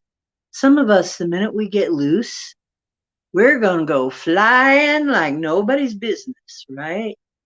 Some of us are just, once those weights come off, we're going to be flying. We're going to be floating. And that's the way it is, actually. When I visit the 5D, my 5D club, we're anti-grav there. You can literally like that video. I don't know if some of you memorize or remember it, dancing on the ceiling, the video where they really are dancing on the ceiling. You could do that. You could dance in the middle of the air. It's really cool. You could dance you could actually circle dance and just kind of whirl around like a helicopter if you want. It's really fun. You guys are going to love it. You guys are going to love it when you get there. I just know you are. We're going to have so much fun. I'm visualizing it now. We'll get together. We'll have the biggest freaking party in the world. Well, the whole world will be having a big freaking party. It will be the biggest party in the world because it'll be probably the whole wide world. Yeah, well, see, that's the thing. Um, yeah, gratitude is high vibe. If you want to lift your vibe immediately, start being grateful for things. That's true. You can start thinking about what you're grateful for, and then you'll think more of things that you're grateful for. Like and you can start very small. You can say, well, I got all my fingers, I got all my toes, I have all my limbs right now. Yeah, hey, this is cool. Most of my teeth. I still have hair, that's nice. And let's see, there's paved roads out there, and I have a nice park over here. And well, actually, life ain't so bad. You have to keep talking to yourself like that. Because really, there's a lot of nice things. I'm living in the nicest place I've ever lived. I keep telling myself that. There are things that are threatening that right now, though, I have to tell you. There's some things that are kind of threatening it a little bit. But I know that as long as I keep my energy high, everything's going to be okay. As long as I'm like, okay, but everything's going to be okay. So, it's all going to be okay. Everything is going to be all right. Woke up this morning, smiled with the rising sun. 3 little birds sitting on my doorstep, singing sweet songs, a melody so pure and true. Hey, hey, this is my message to you. Don't worry about a thing. Every little thing, it's gonna be all right.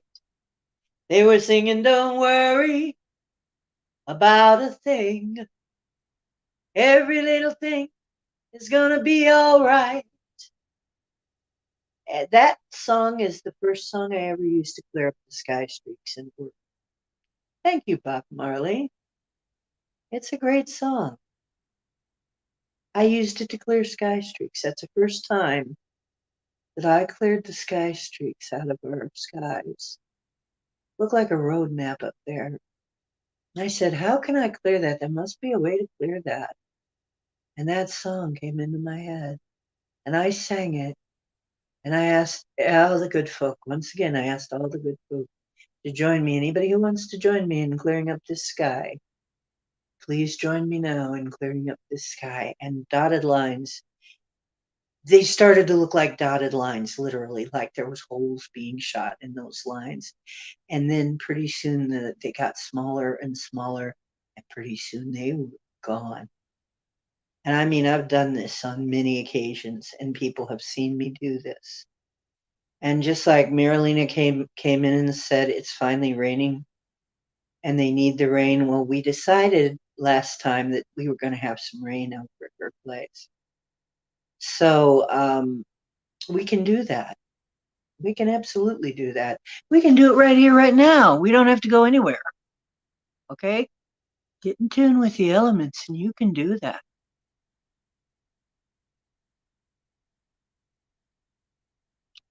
Yeah, the kids are here. Okay. So, yeah, I'm really, do I seem to be like really excited and speeded up tonight a little bit?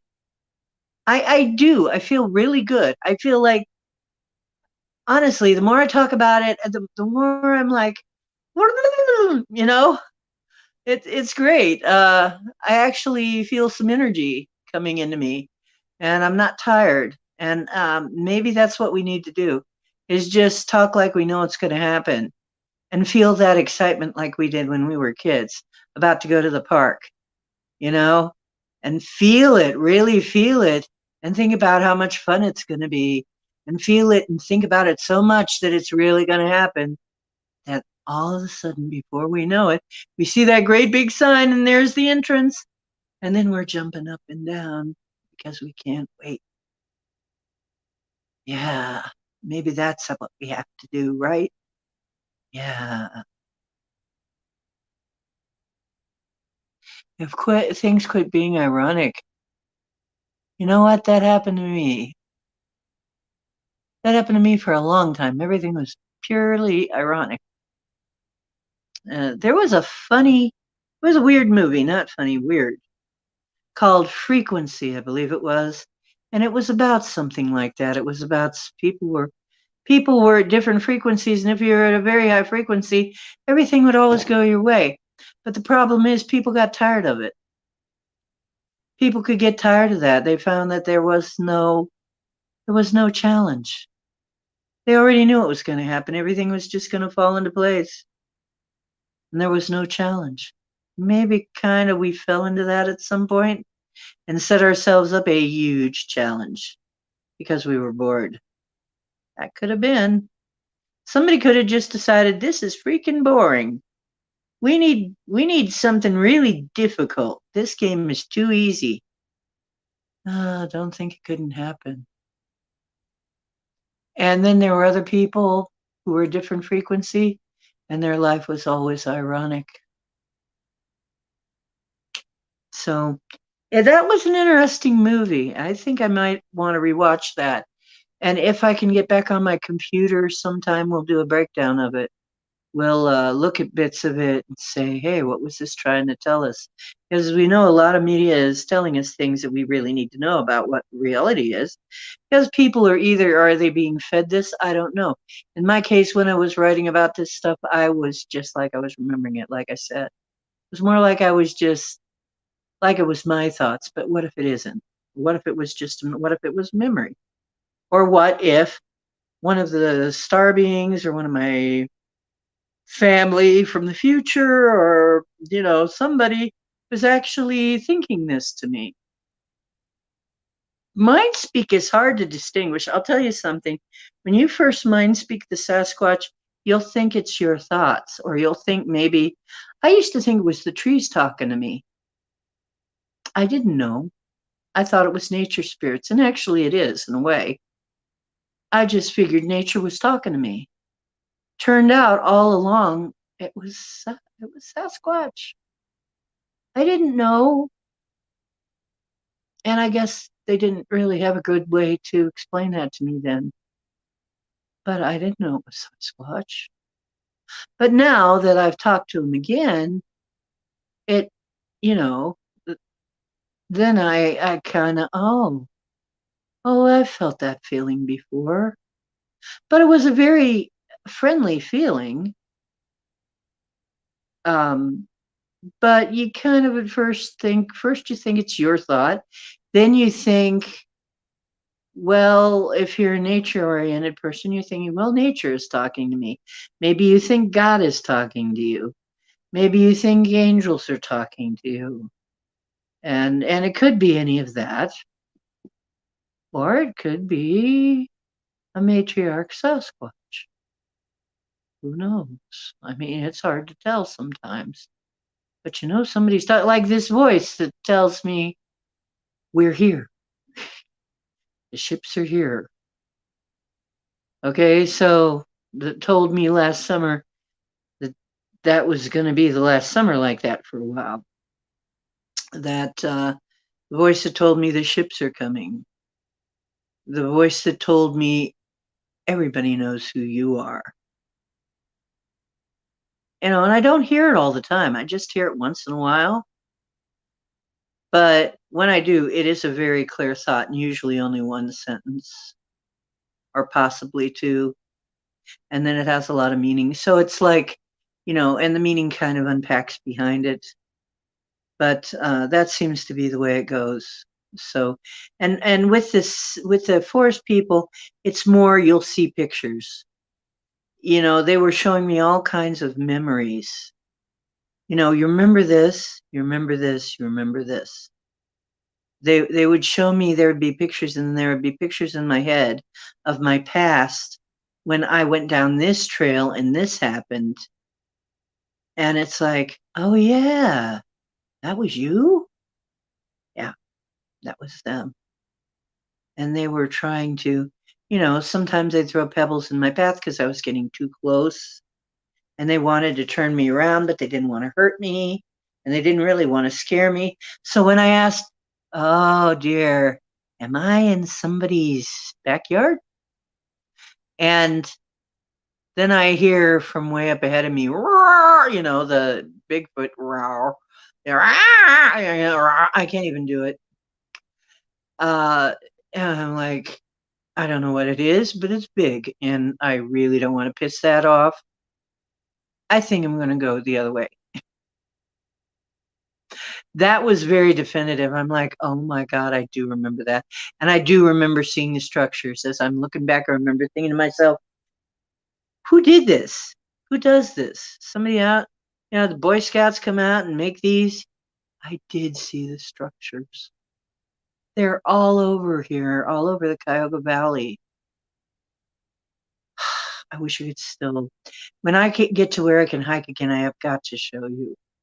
They're all over the place. In some areas, they're just littered with them that I went to. I had no idea. A lot of times you just miss it. You just dismiss this as a pile of sticks that fell together. And you know what? I'm also getting something about when you go out and you see all these logs like pixie sticks. You see all these like sapling, and they're all over, and they're just like scattered around like pixie sticks. Then they're around because that's how they protect the area. It's very hard for a human to get through that terrain. Very easy to break a leg there, very hard to climb over it all. For us, not for them. So that's kind of how they protect. That's one of the rings of protection they have. They'll put the pixie stick effect around their camp. So if you see that, you're like, yeah, I'm on the edge of it right here.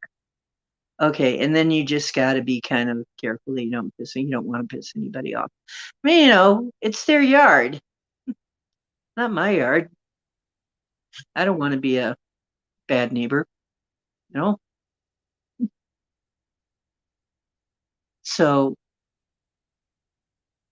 see, I remember one of your lives, Dee. I think I remember one of your lives. A writer, I forget which one right now. Really? Yeah, I've been a writer. I know I've been a writer before because I did do some writing when I was younger. Merry Winds, not sure. First time it flew by, I wasn't sure what it was. Very big and fast. Might get to see it for 2 seconds, and I'm not sure how I've seen the difference. Big, huge, big bird, huge wingspan. Oh, in the military, we called it Tanglefoot. Black Dragon, hi, you came in and I didn't see you. Yeah.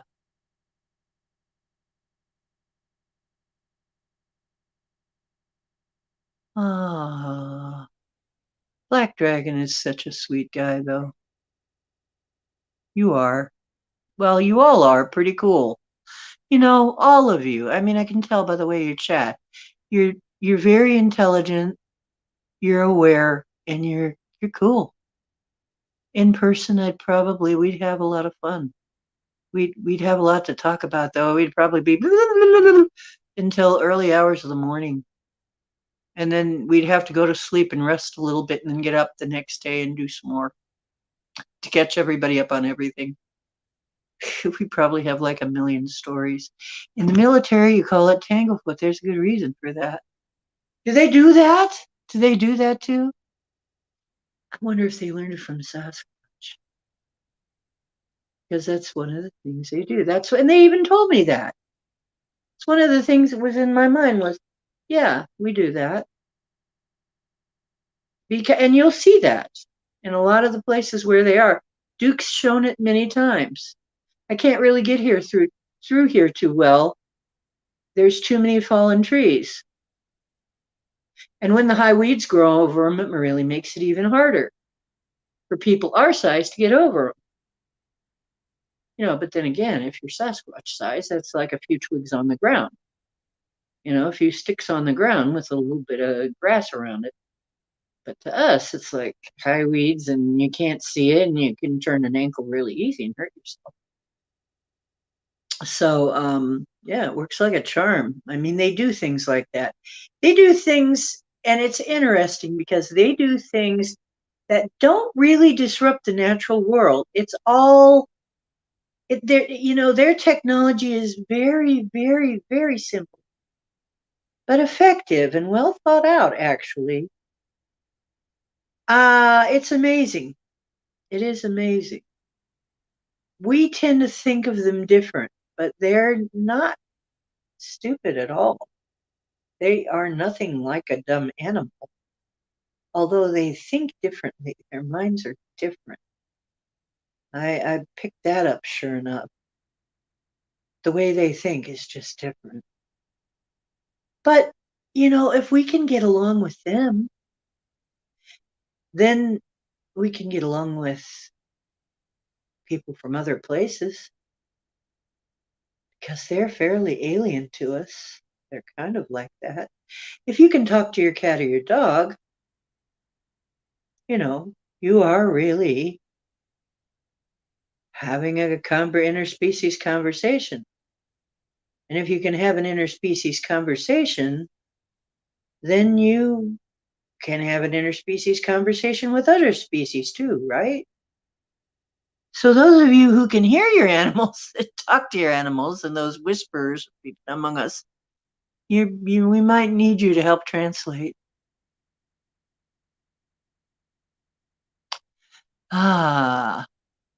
Military used barbed wire to trip the enemy. When I saw how those logs were laid, it reminded me it has the same function. Yeah, it does. It's perfect for that. And it's the barbed wire, well, you can get caught on it, it tears your flesh. But here's another thing you could use just as easy, and I even thought of this. which makes me think some of it has rubbed off on me because when I had a place where I had roses, a perimeter of floribunda roses, you could really F somebody up with those because they have little trailers that go along the ground that are all basically barbed wire, sweetheart. Basically, and they'll grow up a fence. And if you have those suckers all around your perimeter, we might want to think about this when we have our village. We want to keep something out of somewhere. Then we might want to plant floribunda roses all over the place and maybe a few blackberry bushes and raspberry bushes because that's basically barbed wire right there. It's almost the same effect. Because I had them all and they're very, hey, Pam, I'm glad you're back. They're very effective. But let me tell you, you had to be very careful walking around in my yard until we cut some of that stuff back because they can really trip you up and rip you up. Mm-hmm. And in my yard, things grew very abundantly, even though it was a tiny little yard right near a city. So I just keep thinking that when we get our little spot of land that we're on, things will grow huge. We won't even hardly have to try, because we'll be friends with the wildlife. We'll be friends with the bees, which are great pollinators. And you know what? If you're friends with them, they will really work hard for you. It's their job. They love it. They absolutely love to go out, and it's for them to interact with you. They're actually sweet little beings, but they do have instincts. If you crush one of them, they'll swarm you. It's a hormone and it'll trigger that response.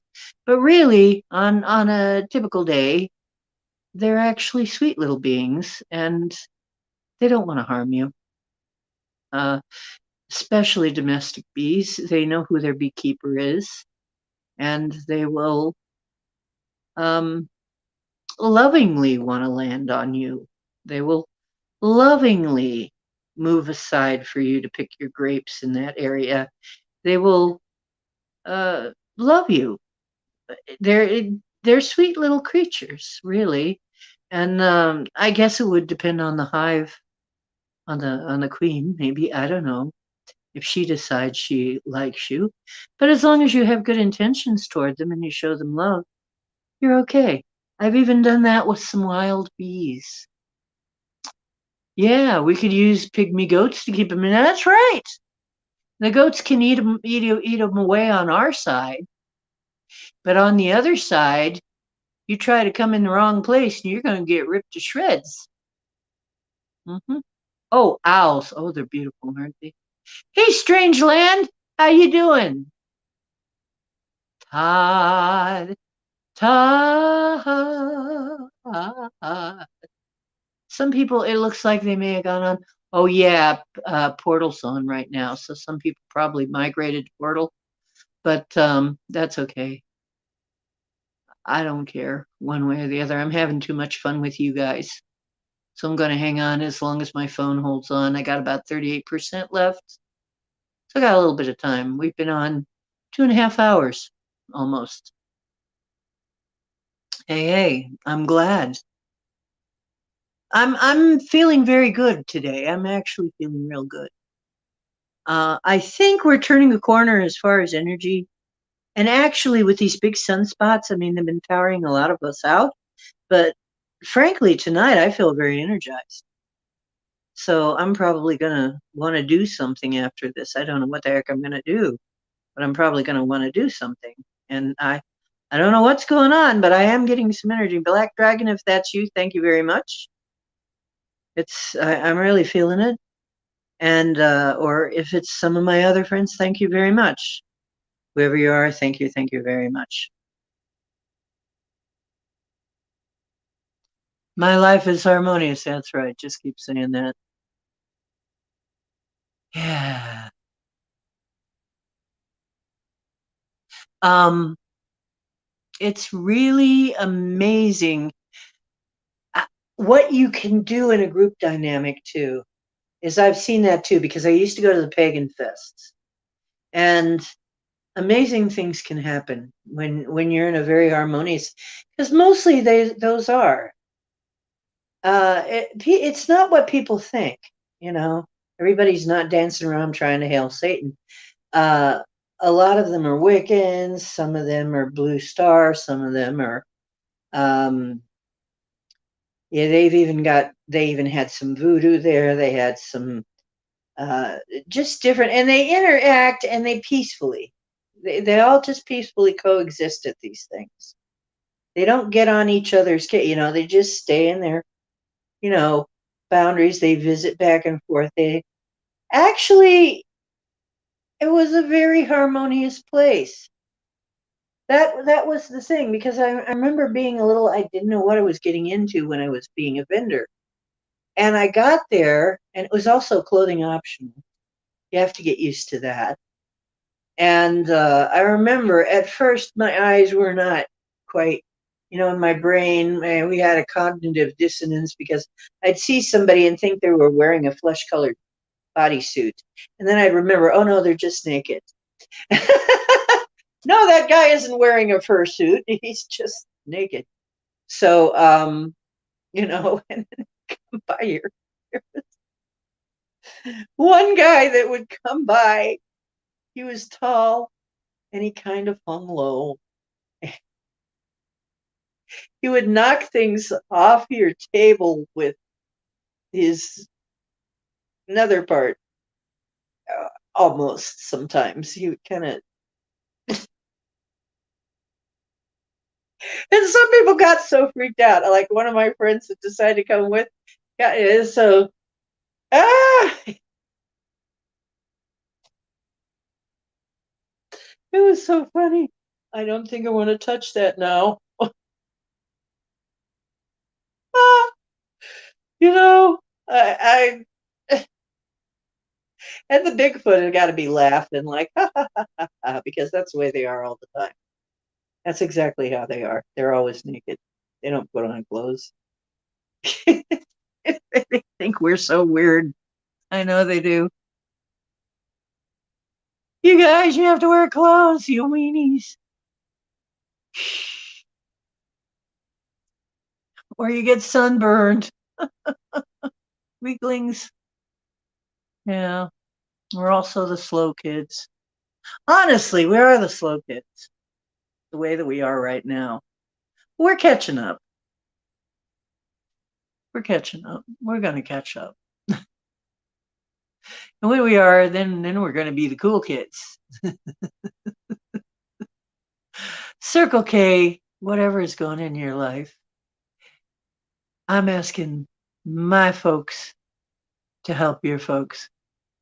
Look for whatever it is that needs to happen in your life to make it perfectly harmonious for you.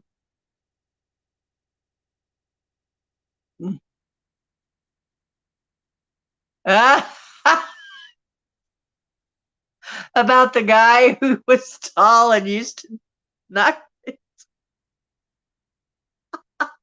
There's so many stories like that. So many stories of people who weren't used to it and they just sort of look up and go, you know, because it'd be a naked lady just standing there. How much is that right there? How much is that? That would look so good. Like, do you think that goes with my nipples? Um, you know. Um, oh yeah, great coloring. Great coloring with nipples, yeah. Anyway, yeah, that's what it felt like sometimes. It's, you know, sometimes they'd be wearing jewelry and that's all they were wearing. Yeah. And a pair of sandals. And a little most everybody had a actually reminded me of the Greek statues. Most everybody had some kind of little wrap, like just a rectangle of some kind of fabric that they'd wrap around them to keep from getting sunburn or when they wanted to sit down on something so they didn't get their butt burned. And that's all a lot of people wore, including myself. I used to walk around like that too. It was wonderful. Absolutely. Going into the pool, being in a pool, skinny dipping in a pool. Oh, the water feels wonderful on your skin. It's amazing. It's so beautiful. I miss those days. Yeah, jumping in the pool or jumping in the water or jumping in the lake. I went to the ocean. I went to a nude beach one time too with my husband, then my husband. That was amazing too. It's like the feeling of the water on your skin is amazing. So it's kind of too bad that we have to wear clothes all the time to protect ourselves. But as it is, we do. So we burn easy. Had a dream that was walking around downtown in my robe. People kept giving me quarters. Totally wish fulfillment. I wish we weren't so hung up on appearances. Me too. You know what's interesting? What's interesting about here is this is senior housing. Okay. So the cool thing about it is you can walk around in lounge pajamas here. Not your nightgown. They don't want you walking around in your nightgown or something. That's not allowed. So you're not really allowed to wear something that really looks like a nightgown or pajamas. But if you walk around in your lounge type pajamas, like you're still all covered and it looks like, and you look clothed, but maybe it's your very casual clothing, like a muumuu or something, something like that. Yeah, you can walk around in that. They're not going to get on your case. But and it's cool because some people do. They just walk around like that all day, and in their lounge pajamas and perfectly comfortable, and they are not one bit concerned, it doesn't, about what anybody thinks about it. So, oh, you lived close to Tuna, so you kind of know what I'm talking about.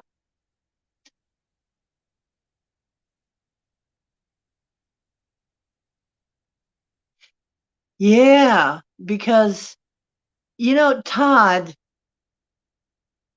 he's a like some kind of a magical being that hasn't quite fully acknowledged it yet. He's like a star brother who hasn't entirely acknowledged it. But it takes a bit to accept it. But most of us are musical. That's a funny thing. They use music out in the rest of the universe. A lot of beings use music both to communicate and to affect changes in reality. It actually is a type of technology, and a lot of us are musical. So it doesn't surprise me one bit. We still have a nude beach in the Central Coast of Cali, sort of a landmark. Yeah, I was probably at that beach because we were in Cali. Can't remember which one. Was it Black's Beach or something? Um, Something like that. Yeah, the universal language was music. So you're going to SOAR. Oh yeah, SOAR will be starting in about 15 minutes. Yeah, 14 minutes. Yeah, I'll be going to SOAR too pretty soon, Black Dragon. I'm about to close down because I'm down to 33%. So I'll see you over there. But I'll have to charge my phone up. Yeah, the universal language, absolutely. And we have these abilities to actually change things with our music. That's going to be something else that's coming in. When I look back on some of the videos and some of this is something I didn't know at the time. But during the days of MTV, David Bowie it's in Ashes to Ashes, that video. If you look in that video,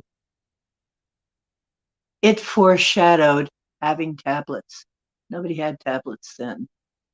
But I believe it 2 or 3 places in that video, it shows what today we would recognize as a tablet. A lot of the stuff that went on then, like I said, it was like people were remembering or foreshadowing it or trying to give us hints. So, we got to think about that too. If we're going to have a heck of a band when we all get together, aren't we? We're going to have music shows. I mean, I think that's why all of these shows I went to had music of some kind or another. They had music events, whether it be, on a stage, or a lot of times it was just in a camp and there'd be several musicians with their acoustic instruments and, with their guitars and their drums and their bodhrans and their, some of them played harps, flutes. Oh, one guy played a bassoon. He always came, and then there was, people had all kinds of instruments that they'd bring to these things. And then people would dance and jump over the bonfire and do all kinds of things. It was really it was a wonderful time. And I miss it. So I hope I get to do that again at some point. On your deck a couple of days ago, you sat down and sang a few tunes and played your Irish bouzouki. All of a sudden, a small breeze came near me, and the leaves fluttered only near me. Yeah, they like it. That happens to me all the time, Todd. Well, I will go out and I will I'll connect with Mother Earth, and then I'll bring the energy up and I'll connect with Father Sky, and I'll bring the two together. And as I'm doing that, the breeze picks up, and it always does. And when I'm singing, then the breeze is blowing always. And it's like, and then it, even if it's still before I start doing that. The elements really enjoy music. That's why I'm saying I think we're bards and don't know it. Isn't that what bards used to do? Magic with their music and then tell tales. So they had a very important function. But yeah, I believe that. I would totally believe that, because it's vibration. And nature loves that. Nature loves me to go out there and sing to it. I go out there and sing to it, the breeze blows too. That'll pick up the breeze. And then sometimes the trees will start waving at me, or something else to have. And you know what? If I go out there and I say, show me something beautiful, the clouds will do things. It's like one time I said, what would be really beautiful right now, because it was getting towards sunset. I said, it would really be beautiful. The colors are beautiful, but I think we need just a little bit more orange, bright orange. And all of a sudden it got bright orange started coming in, and I'm like, oh my goodness. It heard me. It's like, sure, nature is trying to communicate with you all the time, and is absolutely happy to talk to you. Okay, so we just forget that actually we have a relationship. And it doesn't really rain hard on me. I don't get a hard rain on me anymore. But what it will do is it will drop a few drops on me. Like, we're getting ready to rain, and I'll say, can you wait until I get inside before you really start raining? And he was like, sure. And they always do. So I don't get caught in downpours.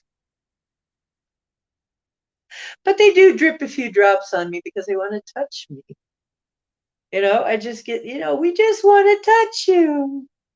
We want to give you a little hug. The wind wants to give you a little hug.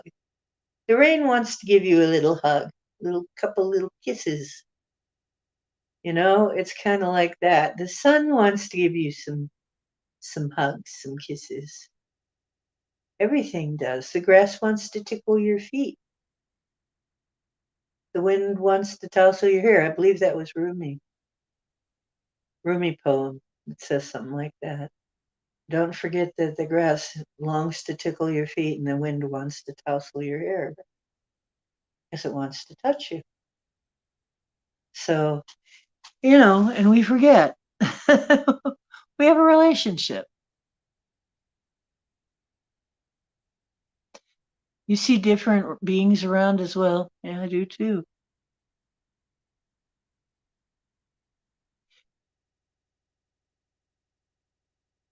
Oh, bunch of broken amplifiers. Well, that'd be interesting. Yeah, Mary, yeah, I want to hear about this sort of thing. You can come on my show and talk about it sometime if you want to. I'd be glad to have you. Um, like I said, I put in the link quite often, and quite often nobody takes me up on it because they don't know what to do. Well, you just click the link and then you come backstage, and then just like Pammy was saying, I'm getting ready. My phone is getting ready to go out on. But 3 hours is pretty good. It seems like we have a little bit longer battery life each time. It interesting. Very interesting.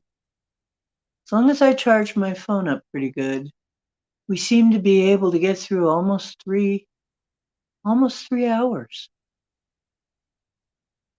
And I bet if I took it all the way to zero, we'd be at about 3 hours. So about 3 hours of stream time on a battery charge. That's pretty cool.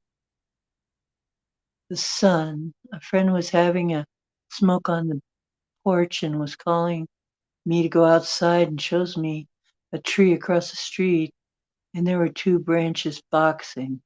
Ah, ah, ah, ah, ah. You better, Todd. You better get ready. Come on. Merriman's Pirates Cove. It's called Pirates Cove. I remember that. Yeah. Yeah. Well, I want to link to your channel too. Actually, aren't you? You're not orange? You're not blue? I'll have to find your name somehow and make you blue. Am I blue? Yeah. Not set up yet. Oh, no, that explains why I didn't find it when I was looking. Anyway, yeah, so I'm gonna have to leave soon. I'm gonna have to close down the stream, but I'm so glad that all of you came. And honestly, I love you all.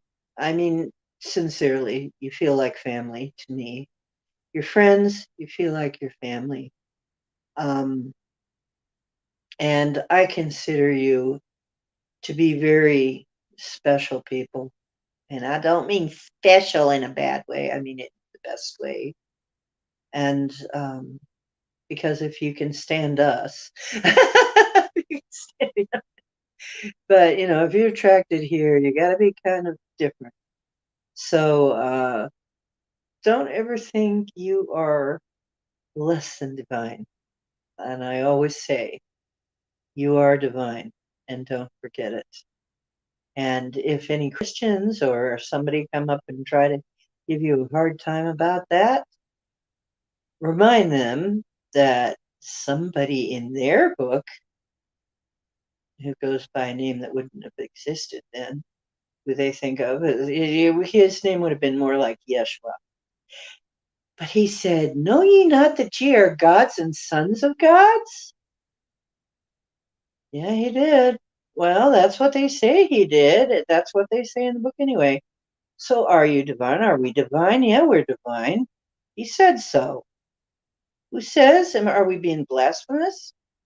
No, that's what he said. He told us that. Yeah, you just tell him that. Remind him of that. If you're in the Sunday school, it'll get you into trouble. Boy, it sure got me into trouble.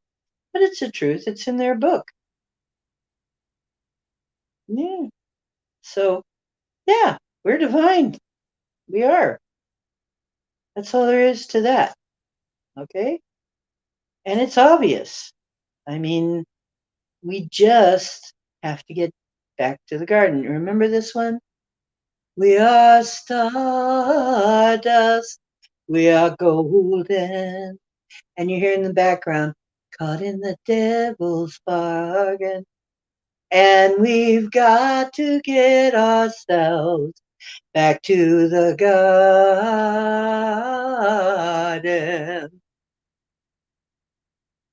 That was a long time ago. And all those songs are going to be so relevant. You think about the songs that were going on at that time. Crystal blue persuasion. Ooh, look over yonder. What do you see? The sun is arising, most definitely. A new day is dawning. People are changing. Ain't it beautiful? Crystal blue persuasion. Yeah. Mm-hmm. Blue persuasion. Better get ready to stand in the light.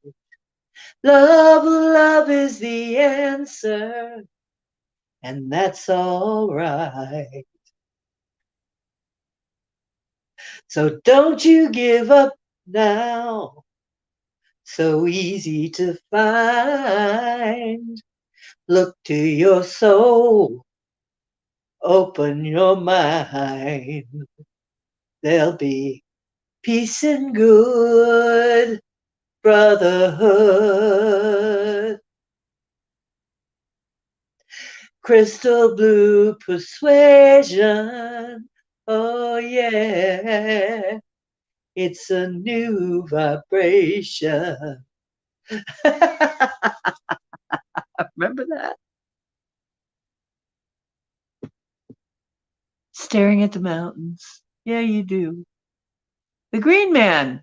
Yeah, you do. You know who it is. You don't know, you know. Ain't it beautiful? You remember Circle K? Yeah. You gotta love the frequency. Oh, the Green Man hanging in the trees, hanging around the trees. Yeah. Yay. Yay. Yes. And yeah, that whole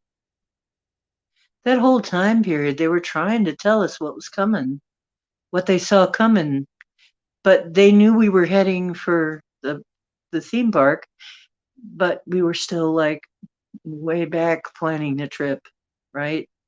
So we were still back, trying to Google the map to get there, looking at the road map back in the day when we had road maps. Remember those? Some of you do. You open up this great big, you'd unfold it, and you couldn't get them folded right again, ever. I could because I was a kid. I could do that. It gave me something to do, and so I'd fold up the maps for my parents. Yeah, fold them up right. Mm. Crimson and clover. Yeah. Over and over. Ba ba ba ba ba ba. Yeah, it does kind of sound like that. It does. I wrote one.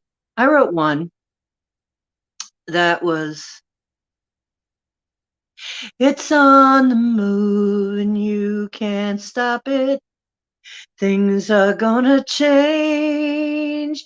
It's in our hands and we won't drop it. Things are gonna change. Change. Change. Change. Things things are gonna change.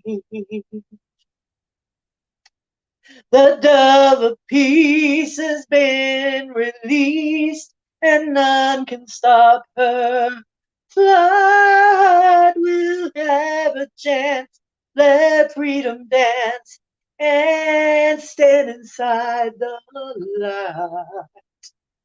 Change, change, change. Things are gonna change. Things are gonna change. The dove of peace has been released. None will stop her flight. We'll have a chance, let freedom dance, stand inside the light. Change, change.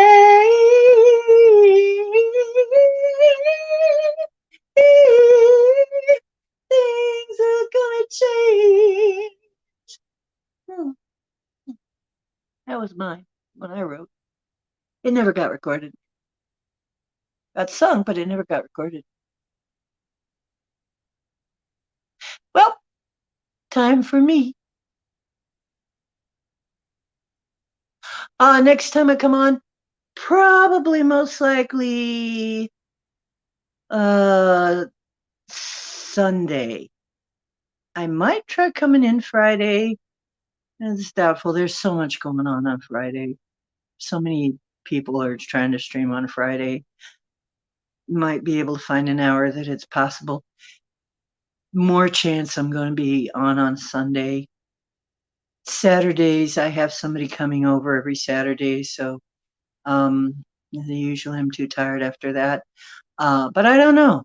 My energy's good right now, so I don't know. I might be able to stream more often. We'll see. So I will try and announce it sooner. It's just honestly, it's like when I try to plan too far ahead, things just go south on me, and so I try to give you a general idea. I'm going to be on. Probably my days are going to be Sunday, Monday, and Wednesday so far. And I may add some times. So, well, it makes me happy to share happiness with you too, and all of you. Yes.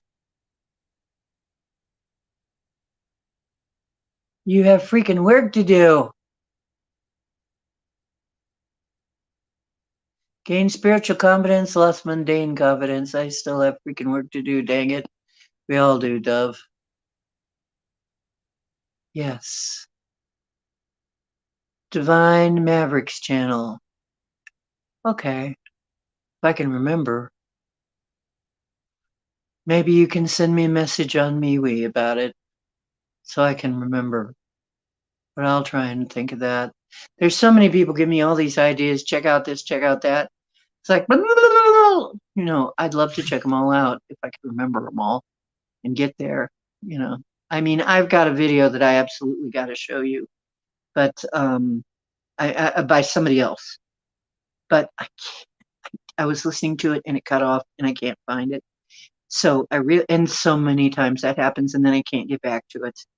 So hopefully I'll be able to find it. Sometimes I wonder if they just yank it, but anyway. Okay, remember you're divine and the truth is where you find it. And most of the time I find it right in front of me all the time. It's always right there. Right there. Okay. I love y'all. See you next time.